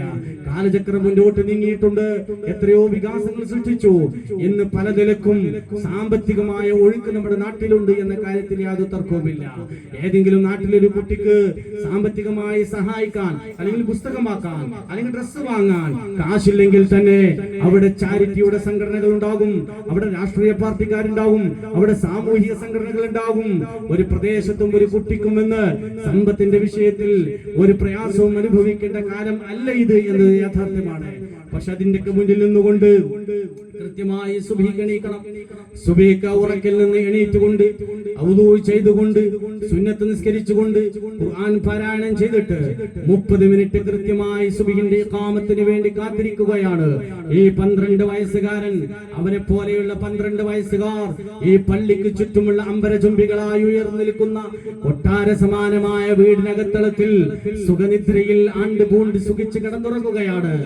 ആ സമയത്താണ് ഈ പള്ളിയുടെ മുകളിൽ വെച്ചുകൊണ്ട് ഞാൻ വന്നവരെ വിളിക്കുന്ന സമയത്ത് അവർ എന്നെ ഭയന്നുകൊണ്ടും അർദ്ധരാത്രിയിൽ അല്ലെങ്കിൽ അവരുടെ ഉറക്കം തികയാത്ത മനസ്സോടുകൂടെ തുറിപ്പിച്ചു നോക്കുന്ന കണ്ണുകളെ കൊണ്ട് അവർ എണീക്കുകയാണ്. അവർ എണീറ്റുകൊണ്ട് അവർ ഡ്രസ്സ് മാറ്റി ഹൗദുങ്കരയിൽ വന്ന് ഹൗദുവെടുത്ത് അവർ നിസ്കരിക്കുന്ന ജമാഅത്തിൽ പങ്കെടുത്ത് അവർ ഖുർആൻ പാരായണം ചെയ്ത സമയം മുതൽ തന്നെ അവർക്ക് ദർസ് തുടങ്ങുകയാണ്. 8:30 വരെ തുടരമായ പഠനമാണ്. 8:30 അവർ കുളിച്ച് നാസ്ത കഴിച്ച് അവർ സ്കൂളിലേക്ക് പോകുന്നവർ അങ്ങനെ പോകുന്നു. അല്ലാത്തവർ പള്ളിയിൽ തന്നെ ഇരിക്കുന്നവരുണ്ട്, സ്കൂളിൽ പോകാത്തവരുണ്ട്. അവർക്കുള്ള ദർസ് പിന്നെ 9:15 കൃത്യമായി നാസ്തയ്ക്ക് ശേഷം വീണ്ടും തുടങ്ങുകയാണ്. ളുഹർ വരെ അസ്ർ വരെ നീണ്ടു നടക്കുന്ന ദർസാൻ. അതിനിടയിൽ ഒരു സമയം പോലും നമുക്ക് ജമാഅത്ത് നിസ്കാരത്തിനും ഭക്ഷണത്തിനും മാത്രമാണ് റെസ്റ്റ് ഉള്ളത്. അല്ലാത്ത സമയത്ത് അവിടെ ഓതിക്കൊടുക്കുകയും അവർ ഓതുകയും ചെയ്യുകയാണ്. അസ്റിന് 4 മണി സമയത്ത് സ്കൂൾ വിട്ടു വന്നാൽ കൃത്യം 5:30 വരെ അവർക്ക് സ്കൂളിന്റെ ട്യൂഷനും മറ്റുള്ള കാര്യങ്ങളും കൊടുത്തുകൊണ്ടിരിക്കുകയാണ്. പിന്നെ മഗ്‌രിബ് 6:10 വാങ്ക് കൊടുക്കുമ്പോൾ തസ്ബീഹുകൾ ചൊല്ലിക്കൊണ്ടിരിക്കുന്ന ആ വിദ്യാർത്ഥികൾ മഗ്‌രിബ് നിസ്കാരത്തോടുകൂടി അവരുടെ 1ാം ദർസിന്റെ പഠനത്തിലേക്ക് കടക്കുകയാണ്. അവർ നിവർത്തി വെച്ചിരുന്നു കൊണ്ട് അല്ലാഹ നഹ്മദുഹു ദൗമൻ വനശ്കുറുഹു എന്ന് തുടങ്ങുന്ന ദുആ ഇരുകരങ്ങളും ഉയർത്തിക്കൊണ്ട് ഒരു ദിവസവും മുടങ്ങാതെ അവർ ദുആ ചെയ്യുകയാണ്. ഞങ്ങളെ സഹായിച്ചവരെ സഹായിക്കണേ അല്ലാ, ഞങ്ങളെ ഉസ്താദിന് പുറത്തു കൊടുക്കണേ അല്ലാ, മാതാപിതാക്കൾക്ക് പുറത്തു കൊടുക്കണേ അല്ലാ. അങ്ങനെ ഇശാഇന്റെ വാക്ക് കൊടുത്താൽ ഹദ്ദാദ് റാത്തീബ് ചൊല്ലിയിട്ട് അവർ ഭക്ഷണം കഴിച്ചിട്ട് വീണ്ടും പഠനം തുടങ്ങുകയാണ്. 10 മണിയാകുമ്പോൾ അവർ പിന്നെ കിടത്തത്തിലേക്ക് പോകുകയാണ്. ഇതിന്റെ സമയത്ത് അവർക്ക് കിടന്നുറങ്ങുമ്പോഴും അവർക്ക് മൊബൈലുകൾക്ക് ഉപയോഗമില്ല. അത് കൃത്യമായി ഞാൻ വാങ്ങി വെച്ചിട്ടുണ്ടാകും. അത് റൂമിൽ വെക്കാത്തവർക്ക് പണിഷ്മെന്റ് ആണ്. എന്നാൽ അവർക്ക് കമ്പ്യൂട്ടർ ചെയ്തു കൊടുത്തിട്ടുള്ള വൈഫൈ കണക്ഷനോടുകൂടെ എല്ലാവരുടെയും നിയന്ത്രണത്തോടുകൂടെ അവർക്ക് വേണ്ടുന്ന വിജ്ഞാനങ്ങൾ നോക്കാനുള്ള സൗകര്യങ്ങൾ ചെയ്തു കൊടുത്തിട്ടുണ്ട്. ഞാനിത് ഹ്രസ്വമായി ഒന്ന് പരിചയപ്പെടുത്തിയത് ഈ പിഞ്ചോമന മക്കള് അവർക്ക് അല്ലാഹുവിന്റെ 7ാം ആകാശത്തുള്ള ലൗഹുൽ മഹ്ഫൂദില് അല്ലാഹു അവരുടെ ഉമ്മയുടെ ഉദരത്തിൽ കിടക്കുമ്പോൾ അല്ലാഹു തൗഫീഖിന്റെ ഒരു വര അവർക്ക് വരച്ചു. നീയടാ ഉമ്മ നിന്റെ ഉദരത്തിൽ കിടക്കുന്ന ഈ കുഞ്ഞുണ്ടല്ലോ, അത് ലോകത്ത് 1.25 ലക്ഷത്തോളം അമ്പിയാക്കൾ നടത്തിയ പരിശുദ്ധ ദീനിന്റെ ദഅവത്തിന് വേണ്ടി നിശ്ചയിക്കപ്പെട്ടവരാ. അതുകൊണ്ട് ഈ നാട്ടിൽ കളിച്ചു നടക്കാനുള്ളവരല്ല, ഇവിടുത്തെ രാഷ്ട്ര നിർമ്മാണ പ്രവർത്തനത്തിനുള്ളവരല്ല, ഇവിടുത്തെ ഭൗതിക വിജ്ഞാനത്തിന്റെ ഡിഗ്രികൾ നേടേണ്ടവരല്ല. അവര് വഴിയിന്റെ വെളിച്ചമായ ഏറ്റവും ഉത്തമമായ അറിവ് നേടേണ്ടവരാ. അതുകൊണ്ട് ഈ ഉമ്മയെ കെട്ടിപ്പിടിച്ച് കിടക്കേണ്ടവനല്ല. നീ വെള്ളവസ്ത്രധാരിയായി നടക്കൂ പള്ളിയിലേക്ക് എന്ന് പറഞ്ഞപ്പോ ഇത് ഞാൻ പറഞ്ഞതല്ല, ഉമ്മ പറഞ്ഞതല്ല, ഉപ്പ പറഞ്ഞതല്ല. ഒരു ദർസിൽ വന്ന കുട്ടി ആ ദർസ് പൂർത്തീകരിക്കണമെങ്കിൽ തീർച്ചയായും ഞാൻ അടിവരയിട്ട് പറയട്ടെ, അത് എന്റെ കഴിവല്ല, ഉമ്മയുടെ കഴിവല്ല, ഉപ്പയുടെ കഴിവല്ല. നമ്മൾ എത്ര കണ്ണുരുട്ടിയിട്ടും കാര്യമില്ല. അല്ലാഹുവിന്റെ ഒരു വെള്ളി വെളിച്ചം അവർക്ക് നേരെ വീശുക തന്നെ വേണ്ടതാ. അങ്ങനെ എല്ലാ ഭൗതിക സൗകര്യങ്ങളും തൽക്കാലത്തേക്ക് മാറ്റിവെച്ചുകൊണ്ട് അള്ളാഹുവിന്റെ ഇൽമു പഠിക്കാൻ വന്നവരാകുമ്പോൾ, അതാണ് അല്ലാഹു റസൂൽ പറഞ്ഞത്. ജിബ്രീൽ അലൈഹിസ്സലാമിനോട് ചോദിച്ചപ്പോ ജിബ്രീൽ പറഞ്ഞു കൊടുത്തു നബിക്ക്, അവരെ ഉമ്മത്തിന്റെ വിളക്കാണ്. എന്തിനാ വിളക്ക് എത്തിക്കല്? ഇപ്പൊ മൻസൂർ ഇവിടെ ലൈറ്റ് ഒക്കെ ഇങ്ങനെ ഇട്ടിക്കണം. എന്തിനാ? ഈ വയൽ പറയണ നിങ്ങൾ കാണണം, നിങ്ങളെ ഞാനും കാണണം. ഇതാണ് ഘട്ടം എന്തായിരിക്കും? ഇരുട്ടായിരിക്കും. അങ്ങനെ വിളക്ക് എന്ന് പറഞ്ഞത് ഈ മുതഅല്ലിമുകളെ സംബന്ധിച്ചാണ്. അവർക്ക് നല്ലത് ചെയ്താൽ, അവർ ആദരിച്ചാൽ നിങ്ങൾക്ക് വിജയിക്കാമെന്ന് നബി മുഹമ്മദ് മുസ്തഫ സ്വല്ലല്ലാഹു അലൈഹി വസല്ലം തങ്ങൾ പറഞ്ഞിരിക്കുകയാണ്. അതുകൊണ്ട് ഞാൻ വിടവാങ്ങുന്നു, ഞാൻ ഉപസംഹരിക്കുന്നു. നമ്മുടെ ബന്ധങ്ങളെ ഒക്കെ ചേർത്ത് പിടിക്കുകയും നമ്മൾ അതിനു വേണ്ടിയിട്ടുള്ള മാനസികമായ കഠിനാധ്വാനങ്ങൾ അല്ലാഹുവിന്റെ വജഹ് ഉദ്ദേശിച്ചുകൊണ്ട് ശ്രമിക്കുകയും ചെയ്താൽ സ്വർഗത്തിലേക്ക് കടക്കാൻ സാധ്യമാകും. അല്ല എങ്കിൽ ബന്ധങ്ങളെ വിച്ഛേദിക്കുകയും കുടുംബങ്ങളെ കലഹിപ്പിക്കുകയും ചെയ്താൽ അത് നരകത്തിനും കാരണമാകുമെന്ന നബി സല്ലല്ലാഹു അലൈഹി വസല്ലമയുടെ തക്കതായ താക്കീദിന്റെ സന്ദേശം പകർന്നുകൊണ്ട് അർഹമുറാഹിമീനായ തമ്പുരാൻ നമ്മൾ കേട്ടതും പറഞ്ഞതും നമ്മിൽ നിന്ന് അല്ലാഹു സുബ്ഹാനഹു വ തആല സ്വീകരിക്കട്ടെ. നാളെയും മറ്റന്നാളുമായി ഇവിടെ നടക്കുന്ന പരിപാടിയിലേക്ക് പരമാവധി നിങ്ങൾ മറ്റുള്ളവരെയൊക്കെ കൂട്ടി നേരത്തെ തന്നെ ഇവിടെ എത്തിയിട്ട് നമ്മുടെ പരിപാടികൾ ഭംഗിയാക്കി തരണമെന്ന് സവിനയം ഈ സമയത്ത് സൂചിപ്പിക്കുകയാണ്. അല്ലാഹു സുബ്ഹാനഹു വ തആല ഒരു സഹോദരൻ ദുആ ചെയ്യാൻ വേണ്ടി, കുട്ടികളുടെ രോഗം ശിഫയാകാൻ വേണ്ടി 500 രൂപ സംഭാവന നൽകിയിട്ടുണ്ട്. അല്ലാതെ തന്നെ നമ്മുടെ ബക്കറ്റ് കളക്ഷനിൽ സംഭാവനകൾ നൽകിയ ചെറുതും വലുതുമായ ധാരാളം സംഭാവനകളുണ്ട്. മറ്റൊരു സഹോദരൻ 500 രൂപ തന്ന് ദുആ ചെയ്യാൻ വേണ്ടി ആവശ്യപ്പെട്ടിട്ടുണ്ട്. ഇൻഷാ അല്ലാഹ് നാളെയും മറ്റന്നാളും ഒക്കെ ആയി നമ്മുടെ പരിപാടി ഗംഭീരമായി നമുക്ക് വിജയിപ്പിച്ചെടുക്കണം. നമ്മുടെ മുതഅല്ലിമുകൾക്ക് അതൊരു താങ്ങാവണം. അല്ലാഹു അനുഗ്രഹിക്കട്ടെ. എന്ത് ഉദ്ദേശങ്ങൾ വെച്ചുകൊണ്ടാണോ സംഭാവന നൽകിയതെങ്കിൽ അല്ലാഹു സുബ്ഹാനഹു വ തആല അത് സ്വീകരിക്കട്ടെ, അർഹമായ പ്രതിഫലം നൽകട്ടെ. ശരീരത്തിനും നമ്മുടെ ജീവിതത്തിലും ഒക്കെ ആഫിയത്തും റാഹത്തുമുള്ള ജീവിതം അല്ലാഹു പ്രദാനം ചെയ്യട്ടെ. അവസാനം ആഖിബത്ത് നന്നായി മരിക്കുന്നവരിൽ അല്ലാഹു നമ്മെ ഉൾപ്പെടുത്തി അനുഗ്രഹിക്കട്ടെ. നമ്മുടെ മഖ്ബറയിൽ അന്ത്യവിശ്രമം കൊണ്ട് കിടക്കുന്ന നമ്മിൽ നിന്ന് മരണപ്പെട്ടു പോയവർ, അങ്ങനെ ലോകത്തിന്റെ വിവിധ ഭാഗങ്ങളിൽ നമ്മിൽ നിന്ന് മരണപ്പെട്ടു പോയ നമ്മുടെ മാതാപിതാക്കൾ, നമ്മുടെ ഗുരുനാഥന്മാർ, നമ്മുടെ ഇഷ്ടജനങ്ങൾ ദുആ കൊണ്ട് വസിയത്ത് ചെയ്തവർ, അങ്ങനെ പലരുമുണ്ട്. അല്ലാഹു സുബ്ഹാനഹു വ തആല മഗ്ഫിറത്ത് ചെയ്യട്ടെ, മർഹമത്ത് ചെയ്യട്ടെ. നമ്മുടെ വ്യക്തി ജീവിതത്തിൽ, നമ്മുടെ മക്കളിൽ അല്ലാഹു ഖൈറും ബറക്കത്തും ചെയ്യട്ടെ. നമ്മുടെ വീട്ടിൽ, നമ്മുടെ തൊഴിലിലൊക്കെ അല്ലാഹു ഖൈറും ബറക്കത്തും പ്രദാനം ചെയ്യട്ടെ. നമ്മുടെ മുതഅല്ലിമുകളിൽ അല്ലാഹു ബറക്കത്ത് ചെയ്യട്ടെ. നമ്മുടെ ഇൽമിൽ അല്ലാഹു ബറക്കത്ത് ചെയ്യട്ടെ. നമ്മുടെ യാത്രയിലും നമ്മുടെ ആരാധനകളിലും ഒക്കെ അല്ലാഹു ബറക്കത്ത് ചെയ്യട്ടെ. എന്നും മരിക്കുന്നതുവരെ നിസ്കാരം മുടങ്ങാതെ നിർവഹിക്കാനുള്ള ശാരീരികമായ ആഫിയത്തും ഖുവ്വത്തും അല്ലാഹു നമുക്ക് പ്രദാനം ചെയ്യട്ടെ. റബ്ബനാ ആതിനാ ഫിദ്ദുനിയ ഹസന വഫിൽ ആഖിറതി ഹസനത വഖിനാ അദാബന്നാർ. ആമീൻ എന്ന് ദുആ ചെയ്തുകൊണ്ട് ഞാൻ എൻ്റെ വാക്കുകൾ ഉപസംഹരിക്കുന്നു. വആഖിറു ദഅവാനാ അൽഹംദുലില്ലാഹി റബ്ബിൽ ആലമീൻ. അസ്സലാമു അലൈക്കും വറഹ്മത്തുള്ളാഹി വബറകാതുഹു.